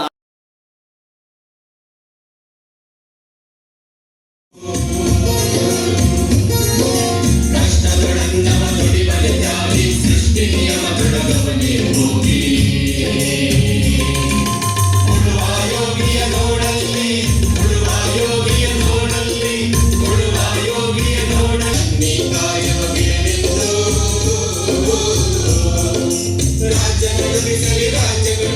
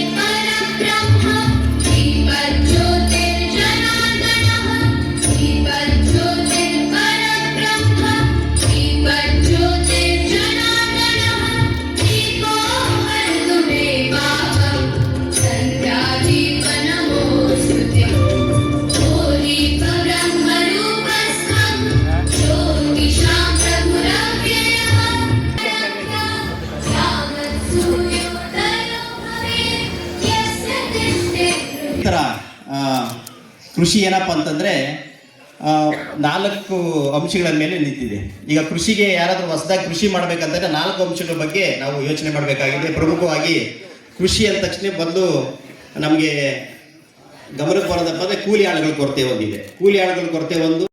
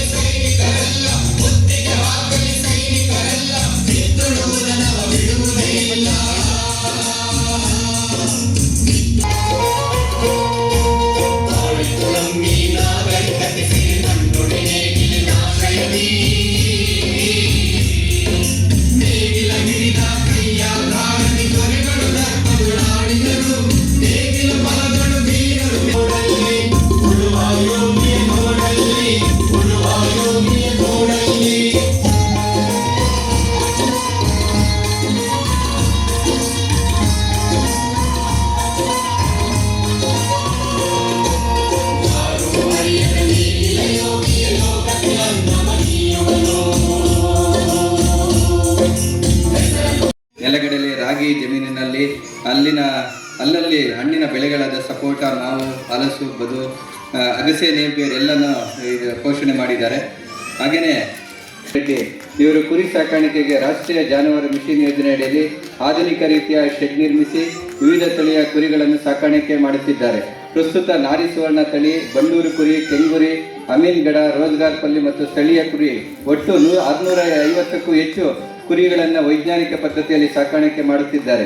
ಮೇವಿನ ಅವಶ್ಯಕತೆಯಾಗಿ ರಾಗಿ ಹುಲ್ಲು, 7 ಎಕರೆ ಅಗಸೆ, 2 ಎಕರೆ ನೇಪಿಯರ್, 5 ಎಕರೆ ಉರುಳಿ, ಸೈಲೇಜ್, ಕಡಲೆಕಡ್ಡಿ ಮೇವನ್ನು ಸಂರಕ್ಷಿಸಿದ್ದಾರೆ. ಜೊತೆಯಲ್ಲಿ 100ಕ್ಕೂ ನಾಟಿ ಕೋಳಿಯನ್ನು, ದೇಶಿ ತಳಿಯಾದ ಮಲ್ನಾಡ್ ಗಿಡ್ಡ ಮತ್ತು ಮೀನಿನ ತೊಟ್ಟಿಗಳನ್ನು ನಿರ್ಮಾಣ ಮಾಡಿ ಸುಮಾರು 6,000ಕ್ಕೂ ಹೆಚ್ಚು ಇಲಾಖೆಯಿಂದ ಸುರೇಶ್ ಶಿವಯ್ಯ ಅಗ್ರಹಾರ ಹೊಸಳ್ಳಿ ಇವರು ಸಹ ತೋಟಗಾರಿಕೆ ಬೆಳೆಗಳಾದ ಅಡಿಕೆ, ತೆಂಗು, ಮಾವು, ಹಲಸು, ಏಲಕ್ಕಿ, ಕಾಳು ಮೆಣಸು ಮತ್ತು ಇತರೆ ಪ್ಯಾಷನ್ ಫ್ರೂಟ್, ಮಾವು, ಶುಂಠಿ, ಕಪ್ಪು ಅರಿಶಿಣ, ಗೆಣಸು, ಮರಗೆಣಸು, ವಿಳ್ಯದೆಲೆ, ಚಕ್ಕೋತ ಬೆಳೆಗಳ ವಿವಿಧ ತಳಿಗಳ ಬೇಸಾಯವನ್ನು ಮಾಡುತ್ತಾ ಒಳ್ಳೆಯ ಆದಾಯ ಜೊತೆಗೆ ಈ ಸ್ಥಳೀಯ ಸಂರಕ್ಷಕರಾಗಿ ವೇದಿಕೆ ಬರವಾಗಿ ತುಂಬು ಹೃದಯದ ಅಭಿನಂದನೆಗಳನ್ನು ಸಲ್ಲಿಸ್ತಾ ಇದ್ದೀವಿ.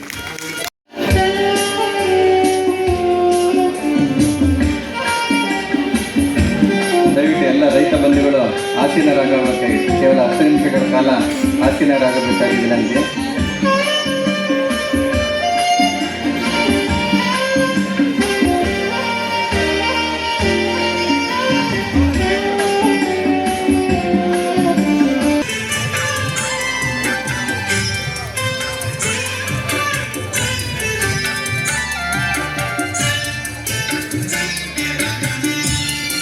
ಮಾನ್ಯ ಶಾಸಕರಿಂದ ಸಾಂಕೇತಿಕವಾಗಿ ಶಾಪ್ ಕಟ್ರನ್ನ ಸಾಂಕೇತಿಕವಾಗಿ ಸ್ವೀಕರಿಸಬೇಕು ಅಂತೇಳಿ ಕೇಳ್ಕೊತಾ ಇದ್ದೀವಿ. ಇದಾದ ನಂತರ ನಮ್ಮ ಶಾಸಕರಿಗೆ ವೇದಿಕೆ ಪರವಾಗಿ ಅಭಿನಂದನಾ ಸಮಾರಂಭ ಇರುತ್ತೆ. ದಯವಿಟ್ಟು ವೆಂಕಟೇಶ್ ಕಾದಲವೇಣಿ ಅವರು ಸಹ ಶಾಪ್ ಕಟ್ರ ಸಾಂಕೇತಿಕವಾಗಿ ಒಂದು ಪ್ರಮಾಣ ಪತ್ರವನ್ನು ಸ್ವೀಕರಿಸಬೇಕು ಅಂತೇಳಿ ಕೇಳ್ಕೊತಾ ಇದ್ದೀವಿ. ನಮ್ಮ ಮಹಿಳಾ ರೈತರು ಸಹ ಅವ್ರಿಗೂ ಸಹ ಈ ದಿನ ಶಾಪ್ ಕಟ್ರನ್ನ ನಮ್ಮ ಇಲಾಖೆ ವತಿಯಿಂದ ವಿತರಿಸ್ತಾ ಇದ್ದೀವಿ. ಅವರೆಲ್ಲರಿಗೂ ಧನ್ಯವಾದಗಳು. ಈಗ ಈ ಕೊನೆಯ ಭಾಗ ನಮ್ಮ ಗೌರವಾನ್ವಿತ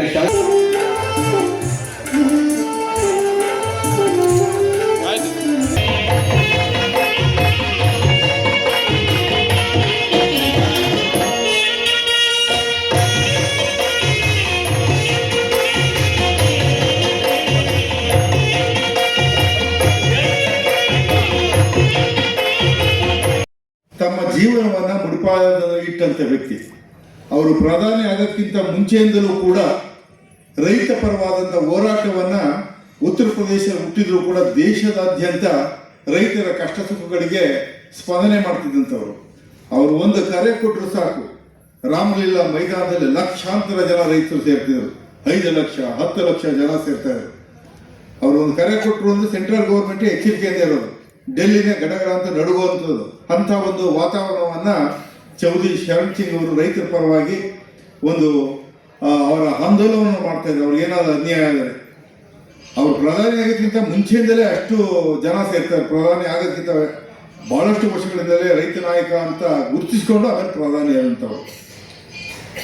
ಅವರ ಜನ್ಮ ದಿನಾಚರಣೆಯಿಂದ ರೈತ ಒಂದು ದಿನಾಚರಣೆಯನ್ನು ಮಾಡೋದು ನಿಜಕ್ಕೂ ಕೂಡ ಅರ್ಥಗರ್ಭಿತವಾಗಿದೆ ಅಂತ ನನ್ನ ಭಾವನೆ ಇಟ್ಕೊಂಡು, ಅದಕ್ಕೋಸ್ಕರ ನಮ್ಮೆಲ್ಲ ರೈತ ಬಾಂಧವರಿಗೆ ರೈತ ದಿನಾಚರಣೆಯ ಒಂದು ಶುಭಾಶಯಗಳನ್ನು ಕೊಡ್ತೀನಿ. ನಮ್ಮ ದೇಶದಲ್ಲಿ ಈಗ ಪರ್ಸೆಂಟೇಜ್ ಕಡಿಮೆ ಇರ್ಬೋದು.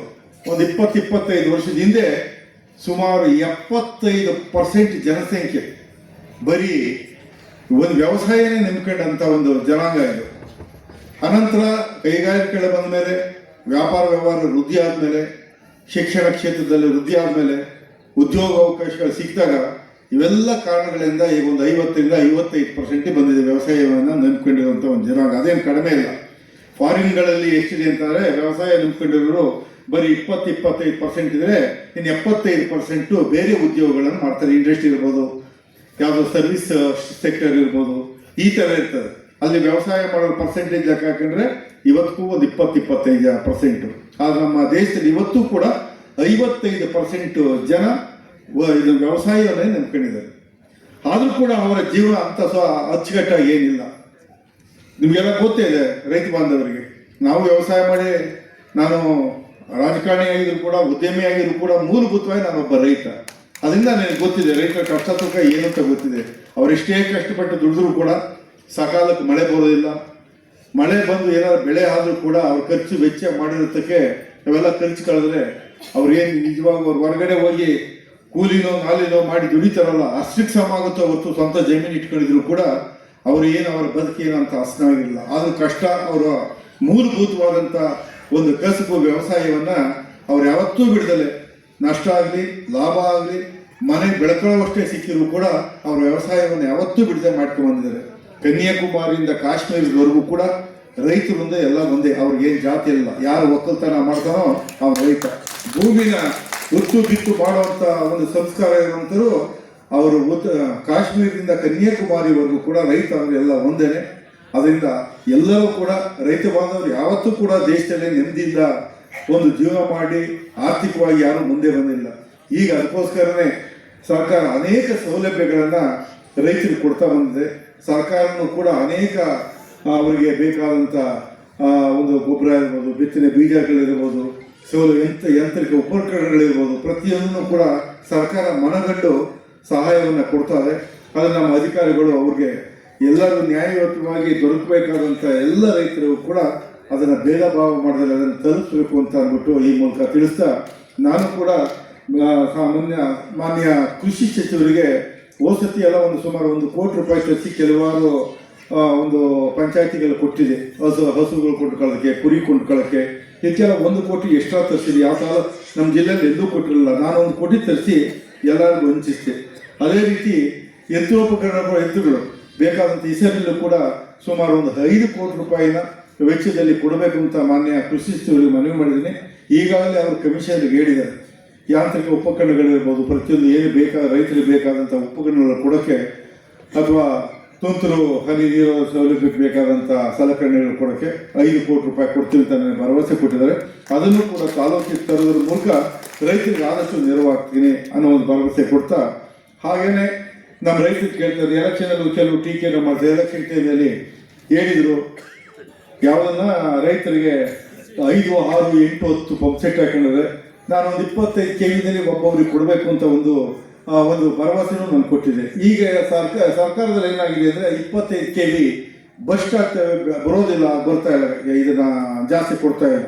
ಯಾಕೆಂದರೆ ಅದು ತಡೆಯಲ್ಲ ಅಂದ್ಬಿಟ್ಟು ಅದಕ್ಕೋಸ್ಕರ 25 KV ಒಬ್ಬರಿಗೆ ಕೊಡೋ ಬದಲು ಅದೇ 100 KV ಕೊಟ್ಟು 4 ಜನಕ್ಕೆ ಕೊಡುವಂಥ ವ್ಯವಸ್ಥೆ ಮಾಡಬೇಕು ಅಂತ ಅಂದ್ಬಿಟ್ಟು ನಾನು ಕೇಳ್ಕೊಂಡಿದ್ದಕ್ಕೋಸ್ಕರ ಈಗಾಗಲೇ ನಮ್ಮ ಇಂಧನ ಇಲಾಖೆಯಿಂದ ಸುಮಾರು ಒಂದು 4-5 ಕೋಟಿ ರೂಪಾಯಿ ವೆಚ್ಚದಲ್ಲಿ 100 TC ತಂದು ಈಗಾಗಲೇ ಎಲ್ಲ ರೈತ ಬಾಂಧವರಿಗೆ ಕೊಟ್ಟಿದೆ. ಎಲ್ಲೆಲ್ಲಿ ಇದು TCಯ ಒಂದು ಅಭಾವ ಇದ್ದು ಎಲ್ಲಿ ಬಸ್ಟ್ ಆಗ್ತಾ ಇದೆ ಪಂಪ್ ಸೆಟ್ಗಳು ಅಂತಕ್ಕಂಥ ಅನುಕೂಲ ಆಗಲಿ ಅಂತ ಈಗಾಗಲೇ 100 ಕೊಟ್ಟಿದೆ. ಈಗ ಮೊನ್ನೆ 3 ಕೋಟಿ ತಂದು ಈ 100 TCಗಳ ತಿರುಗಿ ಇವಾಗ 100 TCಗಳು ಕೊಡ್ತಾ ಇದ್ದೀನಿ.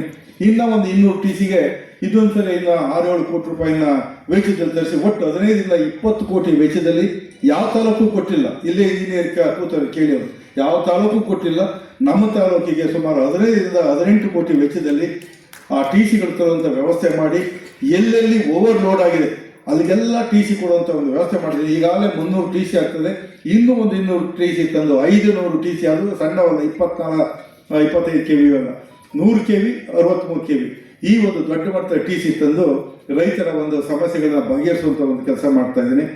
ನಿಮಗೆಲ್ಲ ಈ ಏನೇ ಒಂದು ಸಮಸ್ಯೆ ಇದ್ರೂ ಕೂಡ ಮೊನ್ನೆ ನಮ್ಮ ಕೃಷಿ ಸಮಾಜದವರು, ನಮ್ಮ ರೈತ ಮುಖಂಡರುಗಳೆಲ್ಲ ಬಂದಿದ್ರು. ರೈತರದೇ ಒಂದು ಯಾವುದೇ ಒಂದು ಸಮಸ್ಯೆ ಅಂದರೆ ಖಂಡಿತ ಸ್ಪಂದನೆ ಮಾಡ್ತೀನಿ. ಈ ಯಾರೋ ಒಂದು ಎಷ್ಟೋ ಲಕ್ಷಗಳು ಕೊಡಬೇಕು, ಯಾರೋ ವ್ಯಾಪಾರಿ ವ್ಯತ್ಯಾಸ ಮಾಡಿದ್ದಾರೆ, ನಮ್ಮ ರೈತ ಬಾಂಧವರಿಗೆಲ್ಲ ಕಷ್ಟ ಆಗಿದೆ ಅಂತ ಅಂದ್ಬಿಟ್ಟು ಸುಮಾರು 40-50 ಜನ ರೈತರದ ದುಡ್ಡು ಹೋಗ್ತದೆ ಅಂತ ಬಂದರು. ಅಂತ ತಕ್ಷಣವೇ ನಾನು ಹೇಳಿ ಪೊಲೀಸ್ ಡಿಪಾರ್ಟ್ಮೆಂಟ್ ಕೇಳಿ ಕರೆಸಿ, ಯಾರು ವ್ಯಾಪಾರಿ ಇರ್ಬೋದು, ಏನು ಮೋಸ ಆಗಿದೆ ರೈತರಿಗೆ ಇಮಿಡಿಯೇಟ್ ಅವ್ರಿಗೆ FIR ಮಾಡಿ ಇಮಿಡಿಯೇಟ್ ಅವ್ರಿಗೆ ದುಡ್ಡು ಕೊಡುವಂಥ ವ್ಯವಸ್ಥೆ ಆಗಲೇಬೇಕು ಅಂತ ಅಂದ್ಬಿಟ್ಟು ಕಂಡೀಷನ್ ಮಾಡಿ ಅದನ್ನು ಕೂಡ ದುಡ್ಡನ್ನು ಕೊಡುವಂಥ ವ್ಯವಸ್ಥೆ ಮಾಡಿ, ಅದಾದ ದುಡ್ಡು ಹೆಚ್ಚು ಕಡಿಮೆ ಸೆಟ್ಲ್ ಆಗಿರ್ಬೇಕು ಹೆಚ್ಚು ಕಡಿಮೆ. ಹೀಗೆ ರೈತರದ್ದು ಏನೇ ಸಮಸ್ಯೆ ಬಂದರೂ ಕೂಡ ನಾನು ಖಂಡಿತವಾಗುವೆ ನಮ್ಮ ಸಮಸ್ಯೆ ಅಂತ. ಯಾಕೆಂದರೆ ನಿಮ್ಮ ಸಮಸ್ಯೆ ಏನು ತರ ಅಂತ ಹೇಳ್ತೀವಿ. ನನಗೂ ಈಗಲೂ ಕೂಡ ನಾವು ರಾಜಕಾರಣಿ ಆದರೂ ಕೂಡ ವ್ಯವಸಾಯ ಮಾಡ್ತಾ ಇದ್ದೀನಿ. ನಮ್ಮದು ವ್ಯವಸಾಯ ನಾನು ಮಾಡ್ತಾ ಇದ್ದ ರೈತರಿಗೆ ನನಗೆ ಗೊತ್ತಿದೆ. ಒಂದು ಕಡೆ ರಾಜಕಾರಣ, ಒಂದು ಕಡೆ ವ್ಯವಸಾಯನೂ ನಾವು ಇಟ್ಕೊಂಡಿರೋದ್ರಿಂದ ವ್ಯವಸಾಯದಲ್ಲಿ ಏನು ಕಷ್ಟ ಸುಖ ಏನು ಅನ್ನೋದು ನಮಗೆ ಗೊತ್ತಿದೆ. ಸುಖಕ್ಕಿಂತ ಕಷ್ಟನೇ ಜಾಸ್ತಿ ಇದೆ. ನಮ್ಮ ಇವ್ರು ಹೇಳ್ತಾರೆ, ಕುವೆಂಪು ಅವ್ರು ಹೇಳ್ತಾರೆ ರೈತರ ಬಗ್ಗೆ, ಅವರ ಒಂದು ಜೀವನ ಹೆಂಗೆ, ಅವ್ರ ವ್ಯಕ್ತಿತ್ವ ಹೆಂಗೆ ಅನ್ನೋದನ್ನ ಈಗ ತಾನೇ ನಾಡಿಗೀತೆ ಹಾಡಿರಲ್ಲ, ಅದಕ್ಕಿಂತ ಹಾಡು ಎಲ್ಲೂ ಸಿಗಲ್ಲ, ಸರ್ವಶ್ರೇಷ್ಠ ಹಾಡು ಅಂತ ಅನ್ನಿಸ್ತದೆ. ರೈತಗೀತೆ ಬರೆದಿದಾರಲ್ಲ, ಆ ಹಾಡಿನ ಪದ ಕೇಳಿ ಒಂದೊಂದು ಪದವನ್ನು ಕೂಡ ಆ ರೈತರಿಗೆ ಅವ್ರ ಕಷ್ಟ ಏನು, ಅವರ ಮಹತ್ವ ಏನು, ರೈತನ ಮಹತ್ವ ಏನು ಅನ್ನೋದನ್ನ ಸಾರಿ ಹೇಳುವಂಥ ಹಾಡದು ರೈತಗೀತೆ ಅನ್ನೋದು. ಅದರಲ್ಲೇ ಹೇಳ್ತಾರೆ, ರಾಜ್ಯಗಳು ಉಳಿಯಲಿ, ಸೈನಿಕರೆಲ್ಲ ಮುತ್ತಿಗೆ ಹಾಕಲಿ, ಬಿತ್ತು ಉಳುವುದನ್ನು ಅವನು ಬಿಡುವುದೇ ಇಲ್ಲ ಅಂತ. ರೈತರು ಎಂಥ ಧೈರ್ಯಶಾಲಿಗಳಿದ್ರೆ, ವಾರ ನಡೀತಾರೆ ಸುತ್ತಮುತ್ತ ಹಳ್ಳಿಗೂ ಪಾಠ ಸುತ್ತಮುತ್ತ ವಾರ ಬಂದು ನಡೀತಾ ಇದ್ರು ಕೂಡ ಮನೇಲಿ ಕೂತ್ಕೊಳ್ಳಂತೆ ಎದುರ್ಕೊಂಡವನು. ಬೆಳಗ್ಗೆ ಎತ್ತನ್ನ ಕಟ್ಕೊಂಡು ವ್ಯವಸಾಯಕ್ಕೆ ಜಮೀನು ಹೋಗ್ತಂತೆ. ಎಂತ ವಾರ ನಡೀತಾ ಇದ್ರು ಕೂಡ ಯಾವತ್ತೂ ಕೂಡ ಅಡಿಗೆ ಮನೇಲಿ ಕೂತ್ಕೊಳ್ಳುವಂಥ ವ್ಯಕ್ತಿತ್ವ ಅಲ್ಲ, ಅವನ ಕರ್ತವ್ಯವನ್ನು ಬಿಡೋದಿಲ್ಲ, ಬಿತ್ತು ಉಳುವುದನ್ನು ಬಿಡೋದಿಲ್ಲ. ಎಂತ ವಾರ ನಡೀತಾ ಇದ್ರು ಅಂತ ಅಂದ್ಬಿಟ್ಟು ಅಂತ ಒಬ್ಬ ಯೋಗಿ ರೈತ ಅಂತ ಹೇಳ್ತಾ ಮುಂದೆ ಇನ್ನೊಂದು ಹೇಳ್ತಾರೆ, ನೇಗಿಲ ಕುಳುದೊಳಗೆ ಅಡಗಿದೆ ಕರ್ಮ, ನೇಗಿಲ ಮೇಲೆಯೇ ನಿಂತಿದೆ ಧರ್ಮ ಅಂತ.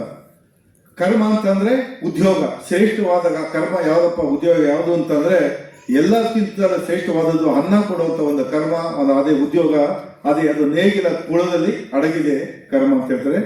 ಈ ಒಂದು ಧರ್ಮ ಅಂತ ಏನಿದೆ, ಅದು ನಿಜವಾದ ಧರ್ಮ ಯಾವುದಪ್ಪ ಅಂದ್ರೆ ಅನ್ನ ಬೆಳೆದು ರೈತನಿಗೆ ಜಮೀನಿನಲ್ಲಿ ಬೆಳೆದುಬಿಟ್ಟು ಎಲ್ಲರಿಗೂ ಅನ್ನ ಕೊಡೋದೇ ನಿಜವಾದ ಧರ್ಮ. ಅಂತ ಧರ್ಮ ಕಾರ್ಯದಲ್ಲಿ ರೈತ ನಿರತನಾಗಿದ್ದಾನೆ ಅಂತ ಅಂದ್ಬಿಟ್ಟು ಕುವೆಂಪು ಅವರು ತಮ್ಮ ಕವನದಲ್ಲಿ ರೈತ ಗೀತೆಯಲ್ಲಿ ಹೇಳ್ತಾರೆ.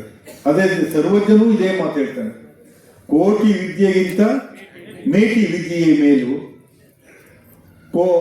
ಕೋಟಿ ವಿದ್ಯೆಗಿಂತ ಮೇಟಿ ವಿದ್ಯೆಯ ಮೇಲು, ಅದಕ್ಕಿಂತ ಮಿಗಿಲಾದಂಥ ಯಾವ ವಿದ್ಯೆನೂ ಇಲ್ಲ. ಯಾವುದೇ ವಿದ್ಯೆ ಇದ್ರೂ ಕೂಡ ಅದು ಕಡಿಮೆನೆ. ಅದರಿಂದ ಕೋಟಿ ವಿದ್ಯೆ ಇಲ್ಲ ಅಂದ್ರೆ ರಾಟೇನೇ ನಡೆಯೋದು. ರಾಟೆ ಅಂದ್ರೆ ಚಕ್ರ ನಡೆಯೋದಿಲ್ಲ, ದೇಶದ ಆಟವೇ ನಡೆಯೋಲ್ಲ ಅಂತೇಳಿ. ದೇಶದ ಆಟ ಅಂದ್ರೆ ದೇಶದ ಒಂದು ವ್ಯವಸ್ಥೆ ಕೂಡ ಏರುಪೇರು ಆಗುತ್ತದೆ. ಯಾರೇ ಒಂದು ಸರ್ವಿಸ್ ಸೆಕ್ಟರ್ನಲ್ಲಿ ಒಬ್ಬ ಜವಾನ್ ಇರಲಿ, ವ್ಯಾಪಾರಸ್ಥಿರಲಿ, ಉದ್ಯೋಗದಲ್ಲಿರಲಿ, ಯಾರೇ ಇದ್ರೂ ಕೂಡ ರೈತ ಬೆಳೆದು ಕೊಟ್ರೇನೆ, ಅನ್ನ ಇಟ್ಟರೇನೆ ಅವನು ನಿಜವಾದ ದಿನನಿತ್ಯ ಕಾರ್ಯ ನಡೀತದ ಹೊರತು ಎಲ್ಲಕ್ಕಿಂತ ಮೂಲಭೂತವಾದಂಥದ್ದು ರೈತನ ಬೆಳೆ ಬೆಳೆದು ಕೊಟ್ಬಿಟ್ಟು ಅನ್ನ ನೀಡುವಂಥ ಒಬ್ಬ ರೈತ ಯಾವತ್ತೂ ಕೂಡ ನೆಮ್ಮದಿಯಾಗಿರಬೇಕು ಅನ್ನೋದರಲ್ಲಿ ಎರಡು ಮಾತಿಲ್ಲ. ಅವ್ರಿಗೆ ಯಾವುದೇ ಒಂದು ಸಮಸ್ಯೆ ಬಂದರೆ ನಾನು ಕೂಡ ಖಂಡಿತವಾಗಿ ನಿಮ್ಮ ಜೊತೆ ಯಾವುದೇ ಸಮಸ್ಯೆ ಇದ್ರೂ ಕೂಡ ನಾನು ಭಾಗಿಯಾಗ್ತೀನಿ, ಇರ್ತೀನಿ ಅನ್ನೋ ಒಂದು ಮಾತು ಹೇಳ್ತಾ, ಈಗ ನಮ್ಮ ಇವರು ಹೇಳಿದ್ರು ಪ್ರಭಾಕರ್ ರೆಡ್ಡಿ ಅವರು, ಒಂದು ಮಣ್ಣು ಕೇಂದ್ರಗಳು, ಯಾವುದು ಮಣ್ಣು ಪರೀಕ್ಷಾ ಕೇಂದ್ರ, ಅದನ್ನು ಆಗಲೇ ನಾನು ಮೀಸ್ಟಿಗೆ ಕೊಟ್ಟಿದ್ದೀನಿ, ಅದು ಕೂಡ ಅವರು ಒಪ್ಪಿಗೆ ಕೊಟ್ಟಿದ್ದಾರೆ. ಇದು ಕೃಷಿ ಬೇಕಾದಂಥ ಅದನ್ನು ಶೇಖರಣೆ ಮಾಡೋಕ್ಕೆ ಬೇಕಾದಂಥ ಕೋಲ್ಡ್ ಸ್ಟೋರೇಜನ್ನು ಕೂಡ ನಾನು ಮಂತ್ರಿಗಳಲ್ಲಿ ಮನವಿ ಮಾಡಿದ್ದೀನಿ. ಖಂಡಿತ ಎರಡನ್ನೂ ಮಾಡ್ಸಕ್ಕೆ ನಾನು ನಿಜಕ್ಕೂ ಪ್ರಯತ್ನ ಮಾಡಿ ಅದರಲ್ಲಿ ಯಾವುದಾದ್ರು ಒಂದಾರ ಈ ವರ್ಷ ಮಾಡ್ತೀನಿ ಅನ್ನೋ ಒಂದು ಭರವಸೆ ಕೊಡ್ತಾ, ಯಾವತ್ತೂ ಕೂಡ ನಿಮ್ಮ ಜೊತೆ ಯಾವುದೇ ಸಮಸ್ಯೆ ಇದ್ದರೂ ಕೂಡ ನಾನು ನಿಮ್ಮ ಜೊತೆ ಇರ್ತೀನಿ ಅನ್ನೋ ಒಂದು ಭರವಸೆಯನ್ನು ಕೊಡ್ತಾ ಇಷ್ಟು ದೊಡ್ಡ ಮಟ್ಟದಲ್ಲಿ ಬಂದಿದೆ. ಯಾಕೆಂದರೆ ಈ ಸಭಾಂಗಣ ದೊಡ್ಡದಾಗಿದ್ದರೂ ಕೂಡ ರೈತರು ಇಷ್ಟು ಒಗ್ಗಟ್ಟಾಗಿ ಇಷ್ಟು ದೊಡ್ಡ ಮಟ್ಟದಲ್ಲಿ ಬಂದಂಥ ಎಲ್ಲ ರೈತ ಬಾಂಧವರು ಕೂಡ ಅನಂತ ಧನ್ಯವಾದಗಳನ್ನು ನೀಡಿ ನನ್ನ ಮಾತು ಮುಗಿಸ್ತೀನಿ. ಜೈ ಜವಾನ್ ಜೈ ಕಿಸಾನ್. ಎಲ್ಲಕ್ಕೂ ನಾವು ಒಪ್ಕೊಂತೀವಿ, ನೀವು ಹೇಳಿದ್ದೆಲ್ಲ ಸತ್ಯವಾಗಿದೆ. ನಮಗೀಗ ಎಲ್ಲ ರೈತರಿಗೂ ಪಂಪ್ ಸೆಟ್ಗಳಿಲ್ಲ. ಬೆಳೆ ಬೆಳಿಬೇಕಾದ್ರೆ ಸಣ್ಣ ರೈತರಿಗೆ ನೀರಿಲ್ಲದೆ ತುಂಬ ಪರಿಹರಿಸ್ತವಾಗ್ತದೆ. ಅವ್ರಿಗೆ ಬೆಳೆ ಬೆಳೆಯೋದಕ್ಕೆ ಆಗೋದೇ ಇಲ್ಲ. ನಾವು ಹೇಳ್ತಾ ಇರೋದು ನಿಜನೇ, ನಾವು ಕೇಳ್ತಾನೂ ಇರೋದು ಸರಿಯೇ. ತಾವು ದಯವಿಟ್ಟು ಕೆರೆಗಳಿಗೆಲ್ಲ ನೀರು ಬರ್ತಕ್ಕಂಥ ಒಂದು ಯೋಜನೆ ಮಾಡಿ ರೈತರಿಗೆ ಅನುಕೂಲ ಮಾಡಿಕೊಡ್ಬೇಕು ಅಂತೇಳಿ ತಮ್ಮಲ್ಲಿ ನಾನು ಮನವರಿಕೆ ಮಾಡ್ಕೊಂಡು ಕೇಳ್ಕೊಳ್ತಾ ಇದ್ದೀನಿ ಸರ್. ಅಂತರ್ಜಲ ಇಂಪ್ರೂವ್ ಆಗಂಗೆ ಕೆರೆಗಳಿಗೆ ನೀರು ತುಂಬಿಸ್ಬೇಕು ಅಂತಾರೆ. ನಮ್ಮ ತಾಲೂಕಿಗೆ ಬೇರೆ ತಾಲೂಕಿಗೆ ಬರೋದಕ್ಕಿಂತ ಮುಂಚೆಲೆ ಗೌರಿಬಿದನೂರು ತಾಲೂಕಿಗೆ ಎತ್ತಿನ ಹೊಳೆ ನೀರು ಬರುವಂಥ ಒಂದು ವ್ಯವಸ್ಥೆಯನ್ನು ಈಗಾಗಲೇ ಮಾಡಿದೆ. ದೊಡ್ಡಬಳ್ಳಾಪುರ ಚಿಕ್ಕಬಳ್ಳಾಪುರಕ್ಕೆ ಹೋಗೋದಕ್ಕಿಂತ ಮುಂಚೆಲೆ ನಮ್ಮ ಗೌರಿಬಿದನೂರು ತಾಲೂಕಿಗೆ ನೀರು ಬರ್ತದೆ, ಭರವಸೆ ಇಡಿ ನಾನು ಮಾಡಿಸ್ಕೊಡ್ತೀನಿ.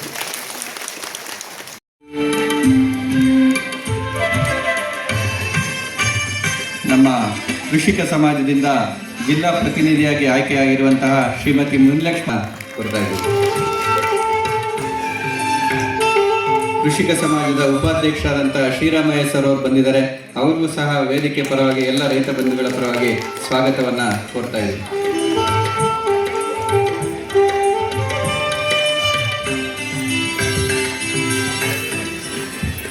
ಪ್ರಧಾನ ಕಾರ್ಯದರ್ಶಿಗಳು ಬೈಪಾಸ್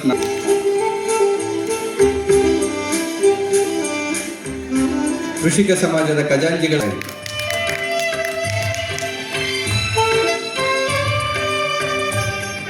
ತಾಲೂಕು ರೈತ ಸಂಘದ ಕೃಷಿಕ ಸಮಾಜದ ಮತ್ತೊಬ್ಬ ನಿರ್ದೇಶಕರಾದಂಥ ಬಾಲರಾಜ್ ಸರ್ ಅವರು,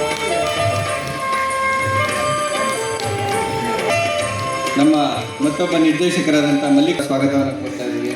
ವಿಜಯ ರಾಘವ ರೆಡ್ಡಿ ಅವರು ಕೃಷಿ ಸಮಾಜದ ನಿರ್ದೇಶಕ. ಕೃಷಿ ಜೊತೆಗೆ ಸಮಗ್ರವಾಗಿ ಕೃಷಿಗೆ ಸಂಬಂಧಿತ ಉಪಕಸಬುಗಳನ್ನ ನಾವು ಮಾಡ್ತಾ ಹೋದರೆ ಒಂದು ಬೆಳೆನಲ್ಲಿ ನಷ್ಟ ಹೋಗೋದನ್ನು ಪ್ರತಿ ಇನ್ನೊಂದು ಉಪಕಸಬಿನಲ್ಲಿ ನಮಗೆ ಇಳುವರಿಯನ್ನು ಕಾಣ್ಬೋದಾಗಿದೆ. ಅದಕ್ಕೋಸ್ಕರ ಈ ಒಂದು ಸಂದರ್ಭದಲ್ಲಿ ಎಲ್ಲ ರೈತರು ಸಹ ಮಿತ ಬಳಕೆ ಏನಪ್ಪ ಅಂದರೆ ರಸಗೊಬ್ಬರ ಮತ್ತು ಪರಿಕರಗಳನ್ನು ಮಿತ ಬಳಕೆ ಮಾಡಬೇಕು. ಮತ್ತು ಕೃಷಿ ಬರೀ ಬೆಳೆದ್ರ ಜೊತೆಗೆ ಕೃಷಿಗೆ ಸಂಬಂಧಿಸಿದ ಉಪಕಸಬುಗಳನ್ನು ನೀವು ರೂಢಿ ಮಾಡಿಕೊಂಡು ಹೋದರೆ ನಾವು ಯಾವುದೇ ಕಾರಣಕ್ಕೂ ರೈತರು ಲಾಸ್ ಆಗಲ್ಲ ಅಂತ ಈ ಒಂದು ಸಂದರ್ಭದಲ್ಲಿ ಮಾತು ಕೊಡ್ತೀನಿ. ಅದೇ ರೀತಿ ಇತ್ತೀಚಿನ ದಿನಗಳಲ್ಲಿ ನಮ್ಮ ಸರ್ಕಾರದ ಮಟ್ಟದಲ್ಲಿ ಕೃಷಿಯನ್ನು ಒಂದು ಉದ್ಯಮವಾಗಿ ಮಾಡಬೇಕು ಅಂತ ಮಾಡ್ತಾ ಇದ್ದೀವಿ. ನಾವು ಇನ್ಮೇಲೆ ರೈತರಿಗೆ ಒಬ್ಬ ರೈತನ ಉದ್ಯಮಿಯಾಗಿ ಪರಿವರ್ತನೆ ಮಾಡಬೇಕು ಅಂತ ಒಂದು ಕಾರ್ಯಕ್ರಮ ಹಮ್ಮಿಕೊಳ್ತಾ ಇದ್ದೀವಿ. ಅದರಲ್ಲಿ ಏನಪ್ಪ ಅಂತಂದರೆ ಪ್ರಮುಖವಾಗಿ ನಾವು ಕೃಷಿ ಉತ್ಪನ್ನಗಳನ್ನು ನೇರವಾಗಿ ಮಾರಾಟ ಮಾಡೋದ್ರಿಂದ ನಾವು ಮಧ್ಯವರ್ತಿಗಳಿಗೆ ಲಾಭ ಮಾಡೋದಾಗುತ್ತೆ. ಅದೇ ನಾವೇ ಆ ವಸ್ತುಗಳನ್ನು ಮೌಲ್ಯವರ್ಧಿತ ಉತ್ಪನ್ನಗಳಾಗಿ ಪರಿವರ್ತನೆ ಮಾಡಿ ನಾವೇ ಉದ್ದಿಮೆಯನ್ನು ಸ್ಥಾಪನೆ ಮಾಡೋದ್ರಿಂದ ರೈತರು ಸಹ ಉದ್ಯಮಗಳಾಗಿ ಪರಿವರ್ತನೆ ಆಗೋಕ್ಕೆ ನಮಗೆ ಚಾನ್ಸ್ ಇದೆ ಅಂತ ಹೇಳ್ತಾ, ಮತ್ತೆ ಏನಪ್ಪ ಅಂದರೆ ಮಾರುಕಟ್ಟೆ ವ್ಯವಸ್ಥೆಗೆ ಸಂಬಂಧಪಟ್ಟಂತೆ ನಮ್ಮಲ್ಲೇ ಹಲವಾರು ಯೋಜನೆಗಳಲ್ಲಿ ರೈತ ಉತ್ಪಾದಕ ಸಂಸ್ಥೆಗಳನ್ನು ಸ್ಥಾಪನೆ ಮಾಡಿದ್ದೀವಿ. ಬೇರೆ ಯಾರು ಮಧ್ಯವರ್ತಿಗಳ ಮೇಲೆ ಅವಲಂಬನೆ ಆಗೋದು ಬಿಟ್ಟು ನಾವೇನು ಮಾಡಬೇಕು, ರೈತ ಉತ್ಪಾದಕ ಸಂಸ್ಥೆ ಮುಖಾಂತರನೇ ನಮ್ಮ ಉತ್ಪನ್ನಗಳನ್ನು ನೇರವಾಗಿ ಸಂಸ್ಥೆಗಳ ಮಾರಾಟ ಮಾಡಿದ್ರೆ ಆ ಏನು ಮಧ್ಯವರ್ತಿಗಳಿಗೆ ಹೋಗುವಂಥ ದುಡ್ಡನ್ನು ನಾವು ಅವಾಯ್ಡ್ ಮಾಡ್ಬೋದಾಗುತ್ತೆ. ಅದೇ ರೀತಿ ಈಗ ಪ್ರಮುಖವಾಗಿ ನಾನು ಒಂದು ಎಕ್ಸಾಂಪಲ್ ಕೊಡಬೇಕು. ನಮ್ಮ ಗೌರಿಬಿದನೂರು ತಾಲೂಕು ಭಾಗದಲ್ಲಿ ನನ್ನ 1.5 ತಿಂಗಳ ಅನುಭವದಲ್ಲಿ ಸಾಕಷ್ಟು ರೈತರು ಸುಮಾರು 62,000 ಎಕರೆ ಪ್ರದೇಶದಲ್ಲಿ ನಾವು ಮುಸ್ಕಿನ ಜೋಳ ಬೆಳೀತಾ ಇದ್ದೀವಿ. ಕರೆಕ್ಟ್ ಅಲ್ವಾ? ಆ ಮುಸ್ಕಿನ ಜೋಳ ಬೆಳಿಬೇಕಾದ್ರೆ ಹಿಂದೆ ನಮ್ಮ ಸಾಮಾನ್ಯವಾಗಿ ಈ ಮುಸ್ಕಿನ ಜೋಳ ಬೆಳೆನ ನಾವು ಮಧ್ಯ ಕರ್ನಾಟಕದಲ್ಲಿ ನಾವು ನೋಡ್ತಾ ಇದ್ವಿ. ಇಲ್ಲಿ ದಾವಣಗೆರೆ, ಹಾವೇರಿ, ಕೊಪ್ಪಳ, ಚಿತ್ರದುರ್ಗ ಈ ಥರ ಭಾಗದಲ್ಲಿ ಬೆಳೀತಾ ಇದ್ದು ಈ ಭಾಗದಲ್ಲಿ ಬೆಳೆ ಬೆಳೆಯಕ್ಕೆ ಸ್ಟಾರ್ಟ್ ಮಾಡಿದ್ವಿ. ಇದಕ್ಕೆ ಏನಪ್ಪ ಅಂತಂದರೆ ಇದು ನಾವು ಸಾಮಾನ್ಯವಾಗಿ ಮುಸ್ಕಿನ ಜೋಳನ ರಾಕ್ಷಸ ಬೆಳೆ ಅಂತ ಕರಿತೀವಿ. ರಾಕ್ಷಸ ನಿಲ್ಲಿಸ್ತಾ ಇಲ್ಲ ಪಾಪ. ರೈತರಿಗೆ ಸಹ ಕಷ್ಟ ನಮಗೂ ಗೊತ್ತು. ನಾವು ರೈತರ ಮನೆಗೆ ಬಿಟ್ಟು ಬಂದವರು. ನಾನು ಹಿಂದೆ APMC ಅಧ್ಯಕ್ಷರಾದಾಗ ರೈತರಿಗೋಸ್ಕರ ನಾನು ಕೃಷಿ ಉತ್ಪನ್ನ ಮಾರುಕಟ್ಟೆ ಸಮಿತಿಯಲ್ಲಿ ಅಧ್ಯಕ್ಷರಾಗಿದ್ದಾಗ ರೈತರು ಬೆಳೆದ ತರಕಾರಿಗಳನ್ನು ಕೂಡ ರೈತರಿಗೆ ತರಕಾರಿ ಬೆಲೆ ಬೆಂಬಲ ಬೆಲೆ ಸಿಗಲಿ, ರೈತರ ಮಧ್ಯದಲ್ಲಿ ದಲ್ಲಾಳಿ ಇಲ್ದಂಗೆ ಇರಲಿ ಅಂತ ಅಂದ್ಬಿಟ್ಟು ನಾವು ಸುಮಾರು ರೈತರಿಗೋಸ್ಕರ ನಾವು ಹೋರಾಟ ಮಾಡಿದ್ವಿ. ಅದೇ ರೈತರು ಕೂಡ ನಮ್ಗೆ ಸಹಕಾರ ಕೊಟ್ಟರು. ಆದರೆ ರೈತರು ಬೆಳೆ ಬೆಳ್ಕೊಂಡ್ಬಂದು ನಮ್ಮ ಮಾರ್ಕೆಟಿಗೆ ತಂದಾಗ ಅವ್ರಿಗೆ ಸಿಗೋ ಬೆಲೆ ಝೀರೋ ಆಗಿರುತ್ತೆ. ರೈತರು ಕಷ್ಟಪಟ್ಟು 3 ತಿಂಗಳು 4 ತಿಂಗಳು ಬೆಳೆ ಬೆಳ್ಕೊಂಡು ಬಂದಿರ್ತಾರೆ, ಅಲ್ಲಿ ಬಂದಾಗ ಅವ್ರಿಗೆ ಸಿಗೋದು ಬೆಲೆ ಶೂನ್ಯ ಆಗುತ್ತೆ. ರೈತರು ಈ ಥರ ಕಷ್ಟ ಬೀಳ್ತಾನೆ ಇರ್ತಾರೆ. ಬೆಳಗ್ಗೆ ಎದ್ದರೆ 5 ಗಂಟೆಗೆ ರಾತ್ರಿ 6 ಗಂಟೆವರೆಗೂ ಕೆಲಸ ಮಾಡ್ತಾನೆ ಇರ್ತಾರೆ. ಅವ್ರಿಗೆ ನೆಮ್ಮದಿ ಜೀವನನೇ ಇಲ್ದಂಗೆ ಆಗಿದೆ. ರೈತರಿಗೆ ಏನೇ ಸವಲತ್ತುಗಳು ಸರ್ಕಾರದಿಂದ ಬರುವಂಥ ಸವಲತ್ತುಗಳು ನೇರವಾಗಿ ರೈತರಿಗೆ ಸಿಗುವಂತೆ ಆಗಬೇಕು ಅಂತ ನಾನು ಈ ಮೂಲಕ ಹೇಳ್ತಾ ಇದ್ದೀನಿ. ರೈತರು ಮಕ್ಕಳನ್ನ ವಿದ್ಯಾಭ್ಯಾಸ ಕೊಡಿಸ್ಬೇಕು. ನಾವು ರೈತರ ಮಕ್ಕಳಿಗೆ ಒಳ್ಳೆ ಅವರಿಗೆ ವಿದ್ಯಾಭ್ಯಾಸ ಕೊಟ್ಟಾಗ ರೈತರು ಮಕ್ಕಳು ಕೂಡ ವಿದ್ಯಾಭ್ಯಾಸ ಪಡ್ಕೊಂಡಾಗ ಮುಂದೆ ಒಳ್ಳೆ ಅವರು ಕೆಲಸಗಳಲ್ಲಿ ತೊಡಗಿಸ್ಕೊತಾರೆ. ಅವ್ರಿಗೆ ಒಳ್ಳೆ ವಿದ್ಯಾಭ್ಯಾಸ ಬರ್ತೈತೆ. ಒಳ್ಳೆ ಕಾಲೇಜುಗಳಲ್ಲಿ ಓದಿದಾಗ ಒಳ್ಳೆ ವಿದ್ಯಾವಂತರಾಗ್ತಾರೆ. ಅವರು ಮುಂದೆ ಒಳ್ಳೆ ಇಲಾಖೆಗಳಲ್ಲಿ ಹುದ್ದೆಗಳು ಸಿಗ್ತವೆ. ಅಂಥವರು ನಾವು ಮಕ್ಕಳಿಗೆ ವಿದ್ಯಾಭ್ಯಾಸವನ್ನು ಕೂಡ ರೈತರ ಮಕ್ಕಳಿಗೆ ಅನುಕೂಲ ಮಾಡಿಕೊಡ್ಬೇಕು ಅಂತ ಈ ಮುಖಾಂತರ ತಿಳಿಸ್ತಾ ಇದ್ದೀವಿ. ಇದೇ ರೀತಿ ನಾವು ಲಾಲ್ ಬಹದ್ದೂರ್ ಶಾಸ್ತ್ರಿ ಅವರು ಸಹ ಹಿಂದೆ ಅವರು ಸಹ ಸ್ವತಂತ್ರ ಹೋರಾಟಗಾರರಾಗಿದ್ದಾಗ ರೈತರಿಗೊಂದು ಟ್ರೇಡ್ ಮಾರ್ಕ್ ಕೊಟ್ಟರು, ಜೈ ಕಿಸಾನ್ ಜೈ ಜವಾನ್ ಅಂತ ಅಂದ್ಬಿಟ್ಟು. ರೈತರಿಗೋಸ್ಕರ ಅವರೆಲ್ಲ ಎಷ್ಟೆಲ್ಲ ಕಾರ್ಯಕ್ರಮಗಳನ್ನ ತಂದರು. ರೈತರಿಗೋಸ್ಕರ ಎಲ್ಲ ಮಾಡ್ಕೊಂಡು ಬಂದರು. ಇವತ್ತು ಹೋರಾಟಗಳು ನಿಲ್ಲಿಸ್ತಾನೇ ಇಲ್ಲ. ಅವರ ಒಂದು ಜನ್ಮದಿನ ಏನಿದೆ, ಯಾಕಂತ ಹೇಳಿದ್ರೆ ನಾವು ನವೆಂಬರಲ್ಲಿ 14ನೇ ತಾರೀಕು ಮಕ್ಕಳ ದಿನಾಚರಣೆ ಆಚರಣೆ ಮಾಡ್ತೀವಿ. ಅವತ್ತು ಮಕ್ಕಳ ದಿನಾಚರಣೆ ಯಾಕಂತ ಹೇಳಿದ್ರೆ ನಿಜವಾಗ ಅವತ್ತು ಮಕ್ಕಳ ದಿನಾಚರಣೆ ಅಲ್ಲ, ನೆಹರೂಜಿ ಅವರು ಹುಟ್ಟಿದ ದಿನ. ಮಾಜಿ ಪ್ರಧಾನಿಗಳು ನೆಹರೂಜಿ ಅವರು ಹುಟ್ಟಿದ ದಿವಸ ಮಕ್ಕಳ ಮೇಲೆ ಅಪಾರವಾದ ಪ್ರೀತಿ ಇದ್ದಕ್ಕೆ ಅವತ್ತು ಮಕ್ಕಳ ದಿನಾಚರಣೆ ಅಂತ ಮಾಡಿದ್ರು. ಅದೇ ರೀತಿ ರೈತರನ್ನ ಮಕ್ಕಳಂತೆ ಕಂಡು ರೈತರ ಏಳಿಗೆಗೆ ಸದಾ ಶ್ರಮಿಸಿರ್ತಕ್ಕಂತಹ ಚೌಧರಿ ಚರಣ್ ಸಿಂಗ್ ರವರ ಒಂದು ಜನ್ಮದಿನವನ್ನ ರೈತರ ದಿನಾಚರಣೆಯಾಗಿ ಮಾಡಿದ್ರೆ ಅತ್ಯುತ್ತಮವಾಗಿರುತ್ತೆ ಅಂತ ಯೋಚನೆ ಮಾಡಿ ಆ ದಿನವನ್ನ ರೈತ ದಿನಾಚರಣೆಯಾಗಿ ಇವತ್ತು ರಾಷ್ಟ್ರೀಯ ರೈತ ದಿನಾಚರಣೆ ಏನಿದೆ ರಾಷ್ಟ್ರೀಯ ರೈತ ದಿವಸ ಅಂತ ಇದು ಮಾಡ್ತಾರೆ, ಆಚರಣೆ ಮಾಡ್ತಾರೆ. ರಾಷ್ಟ್ರ ಮಟ್ಟದಲ್ಲೂ ಮತ್ತು ರಾಜ್ಯ ಮಟ್ಟದಲ್ಲೂ ತಾಲೂಕು ಏನು ಆಚರಣೆ ಮಾಡ್ತಾ ಇದ್ದೀವಿ. ಇದೊಂದು ಮಹತ್ವವಾದ ದಿನ. ಯಾಕಂತ ಹೇಳಿದ್ರೆ ಎಲ್ಲ ಅನ್ನದಾತ ಪ್ರಭುಗಳು ನಾವು. ಈ ಹಿಂದೆ ಸ್ವತಂತ್ರ ಪೂರ್ವ ಕಾಲದಲ್ಲಿ, ಸ್ವತಂತ್ರ ನಂತರ ಕಾಲದಲ್ಲಿ ಹಸಿರು ಕ್ರಾಂತಿ ಆದಾಗ ನಮಗೆ ಇದ್ದಿದ್ದು ಒಂದೇ ಒಂದು ಸಮಸ್ಯೆ. ಇಷ್ಟು ಒಂದು ಜನಸಂಖ್ಯೆಗೆ ನಾವು ಊಟ ಹಾಕ್ಬೇಕಾದ್ರೆ ಈ ಮೆಥಡ್ ಅಲ್ಲಿ, ಹಳೆ ಮೆಥಡ್ ಅಲ್ಲಿ ಊಟ ಹಾಕಕ್ಕಾಗಲ್ಲ. ಆದ್ರಿಂದ ಇದರಲ್ಲಿ ಏನಾದರೂ ಒಂದು ಬದಲಾವಣೆಗಳು ಮಾಡ್ಬೇಕು ಅಂತೇಳಿ ಆಧುನಿಕೀಕರಣಕ್ಕೆ ಹಸಿರು ಕ್ರಾಂತಿಗೆ ಒಂದು ನಾಂದಿಯನ್ನು ಹಾಡಿದ್ರು. ಹಸಿರು ಕ್ರಾಂತಿ ಅಂದ್ರೆ ಬೇರೆ ಏನೂ ಇಲ್ಲ. ತಾಂತ್ರಿಕತೆಯಲ್ಲಿ ನಾವೇನು ಹಿಂದೆ ನಾವು ವ್ಯವಸಾಯ ಮಾಡ್ತಾ ಇದ್ವಿ, ಆ ವ್ಯವಸಾಯವನ್ನು ಆಧುನಿಕೀಕರಣಗೊಳಿಸಿದ್ರು. ಯಂತ್ರೋಪಕರಣಗಳಿಂದ, ರಸಗೊಬ್ಬರಗಳಿಂದ ಅವೆಲ್ಲ ನಾವು ಅಳವಡಿಕೆ ಮಾಡಿದಾಗ ನಾವೇನು ಬಿತ್ತನೆ ಬೀಜಗಳು ಅದರಲ್ಲಿ ಒಂದು ನವೀನತೆಯನ್ನು ಕಂಡುಕೊಂಡಾಗ ಈ ಒಂದು ಇಳುವರಿಯಲ್ಲಿ ಜಾಸ್ತಿ ಬರುತ್ತೆ. ಆ ಇಳುವರಿ ದುಪ್ಪಟ್ಟಾದಾಗ ನಾವೆಲ್ರಿಗೂ ಕೂಡ ಒಳ್ಳೆ ರೀತಿಯಲ್ಲಿ ಊಟ ಕೊಡ್ಬೋದು. ಊಟ ಇಲ್ಲದೆ ಏನು ಮಾಡೋಕ್ಕಾಗಲ್ಲ ಅಂತ ಮನಗಂಡಂಥ ನಾಯಕರು ಈ ಹಸಿರು ಕ್ರಾಂತಿಯನ್ನ ಮುಂಚೂಣಿಗೆ ತಂದರು. ಹಸಿರು ಕ್ರಾಂತಿಯಿಂದ ಇವತ್ತು ನಾವೇನು ಬೆಳೀತಾ ಇದ್ವಿ, ನಮ್ಮ ಏನು ಇಳುವರಿ ಇತ್ತು ಅದರ 4ರಷ್ಟಾಗಿದೆ. ಮೊದಲು ಈ ಹಿಂದೆ ನಾವು ಪೂರ್ವಿಕರು 1 ಎಕರೆ ಜಮೀನಲ್ಲಿ 4. ಆದರೆ ಅದನ್ನ ಇವತ್ತು ಬೆಲೆ ಎಷ್ಟಾಗಿದೆ ನಮ್ಮ ವೆಂಕಟರಾಮರೆಡ್ಡಿ ಅವರಿಗೆಲ್ಲ ಗೊತ್ತು, ಅವರು ಮಾಡಿದ್ರೆ 20 ರೂಪಾಯಿ 10 ರೂಪಾಯಿ ಕೆಜಿ ಇದೆ. ನಮ್ದು 79 20 ರೂಪಾಯಿ 10 ರೂಪಾಯಿ ಈ ಒಂದು 15 ದಿವಸ. ಇವತ್ತು ಇಸ್ಸೋ ಅನ್ನೋ ಒಂದು ಕಂಪ್ನಿ ನಮ್ಮ ಮಕ್ಕಳು ಯಾವುದು ಮಲ್ಸಂದ್ರ ಬೊಮ್ಮಸಂದ್ರ ಕುಂಚಿಕ್ನಹಳ್ಳಿಯಲ್ಲಿ ಖರೀದಿ ಮಾಡಿ 46 ರೂಪಾಯಿ 20 ಪೈಸೆ ಕೊಡ್ತಾರೆ. No transportation fees, no commission ಅಂತ ಒಂದು ಇದನ್ನ ಸಹ ನಮ್ಮ ಇಂಡಸ್ಟ್ರಿಯಲ್ಲಿ ಮಾಡ್ಬೋದು. ಯಾಕಂದ್ರೆ ಸುಗಂಧ ದ್ರವ ಅನ್ನೋ ಒಂದು ಸೆಂಟೆಡ್ ಫ್ಯಾಕ್ಟ್ರಿನ ತರಬಹುದು. ಅಂತ ಒಂದು ತಂದೋಗ ಏನಾಗುತ್ತೆ, ನಾವು ಆರ್ಥಿಕವಾಗಿ ರೈತರು ಇಲ್ಲೇ ನಾವು ಕೊಟ್ಟಂಗಾಗುತ್ತೆ. ಹಂಗಾಗಿ ಅದ್ರ ಜೊತೆಯಲ್ಲೇ ನಮ್ಮ ಹೂವಿನ ಮಾರ್ಕೆಟ್ ಸ್ಥಳಾಂತರದ ಬಗ್ಗೆ ನಮ್ಮ ಮುದ್ಲಕ್ಷ್ಮ ಅವರು ಅಧ್ಯಕ್ಷರಾಗಿದ್ದವಾಗ ನಾವು ಶಿವರಾಜ್ ತಂಗಡಿಗೆ ಹತ್ರ ಅವತ್ತು ಮಂತ್ರಿ ಹತ್ರ ಹೋಗಿ ಅಲ್ಲಿ ಒಂದು ಚಿಕ್ಕನರಸಿಂಹ ರೆಡ್ಡಿ ಅಂತ ಒಬ್ಬ ಕರೆಕ್ಷನ್ ಮಾಡ್ಕೊಂಡು ಬಂದು ಸ್ಥಳಾಂತರ ಮಾಡಿದ್ವಿ ಹೂವಿಂದು ತರಕಾರಿ ಇದೆಲ್ಲ.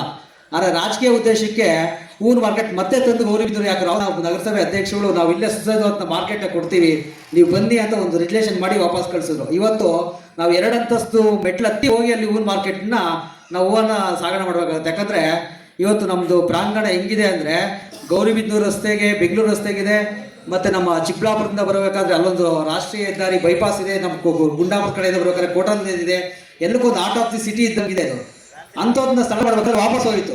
ಅವತ್ತು ನಾವು ಕೆಲವು ಮಾತು ಚಕಮಕಿ ನಡೀತು. ಅವತ್ತು ನಾವು ವೆಂಕಟರಾಮರೆಡ್ಡಿ ಅವರು ಹೇಳಿದ್ರು, ನೀವು ಬೆಟ್ಟದ ಮೇಲೆ ಇಟ್ಕೊಂಡು ನಾವು ರೈತರು ತಂದಾಕ್ತೀವಿ, ನೀವು ಬಂದರೆ ವಾಪಸ್ ಇಲ್ಲಿಗೆ ಅಂತ. ಹಂಗಾಗಿ ಅವತ್ತು ವಾಪಸ್ ಹೋಗಿದ್ದು ಇವತ್ತು ತರಕಾರಿ ಬಂತು, ತರಕಾರಿ ಸುಸಜ್ಜಿತ ನಡೀತಾ ಇದೆ. ಆದ್ರೆ ಊರ್ ಮಾರ್ಕೆಟ್ ನಾವು ಅದನ್ನ ಇರೋ ಮಾರ್ಕೆಟ್ ನಾವು ಎಕ್ಸ್ಟೆಂಡ್ ಮಾಡಕ್ ಆಗೋದೇ ಇಲ್ಲ. ಅಲ್ಲೇ ಇರಬೇಕು, ಅಷ್ಟೇ ಜನ ಬರಬೇಕು. ಇವಾಗ ನೋಡಿ ನಮ್ಮ ಚಿಕ್ಕಬಳ್ಳಾಪುರದಲ್ಲಿ ಊರ್ ಮಾರ್ಕೆಟ್ನ ಸುಮಾರು ಹೆಡ್ ಕ್ವಾರ್ಟರಿಂದ 20 ಕಿಲೋಮೀಟರ್ ದೂರ ನಂದಿ ಕ್ರಾಸ್ ದೊಡ್ಡಗೆ ಆಗ್ತಾ ಇದ್ದಾರೆ.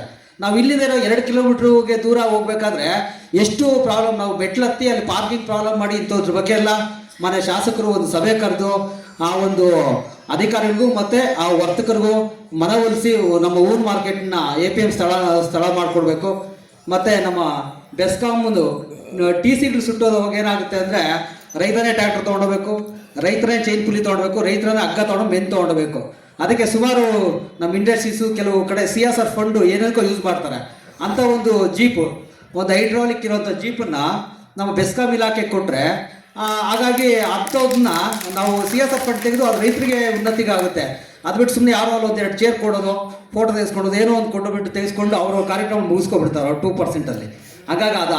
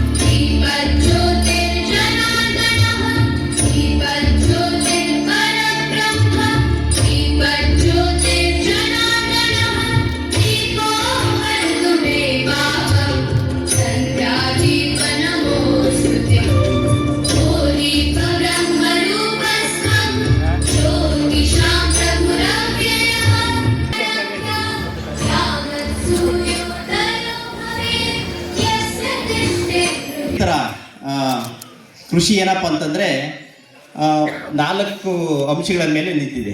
ಈಗ ಕೃಷಿಗೆ ಯಾರಾದರೂ ಹೊಸದಾಗಿ ಕೃಷಿ ಮಾಡಬೇಕಂತಂದರೆ 4 ಅಂಶಗಳ ಬಗ್ಗೆ ನಾವು ಯೋಚನೆ ಮಾಡಬೇಕಾಗಿದೆ. ಪ್ರಮುಖವಾಗಿ ಕೃಷಿ ಅಂದ ತಕ್ಷಣ ಮೊದಲು ನಮಗೆ ಗಮನಕ್ಕೆ ಬರೋದಪ್ಪ ಅಂದರೆ ಕೂಲಿ ಆಳುಗಳ ಕೊರತೆ ಒಂದಿದೆ. ಕೂಲಿ ಆಳುಗಳ ಕೊರತೆ ಒಂದು,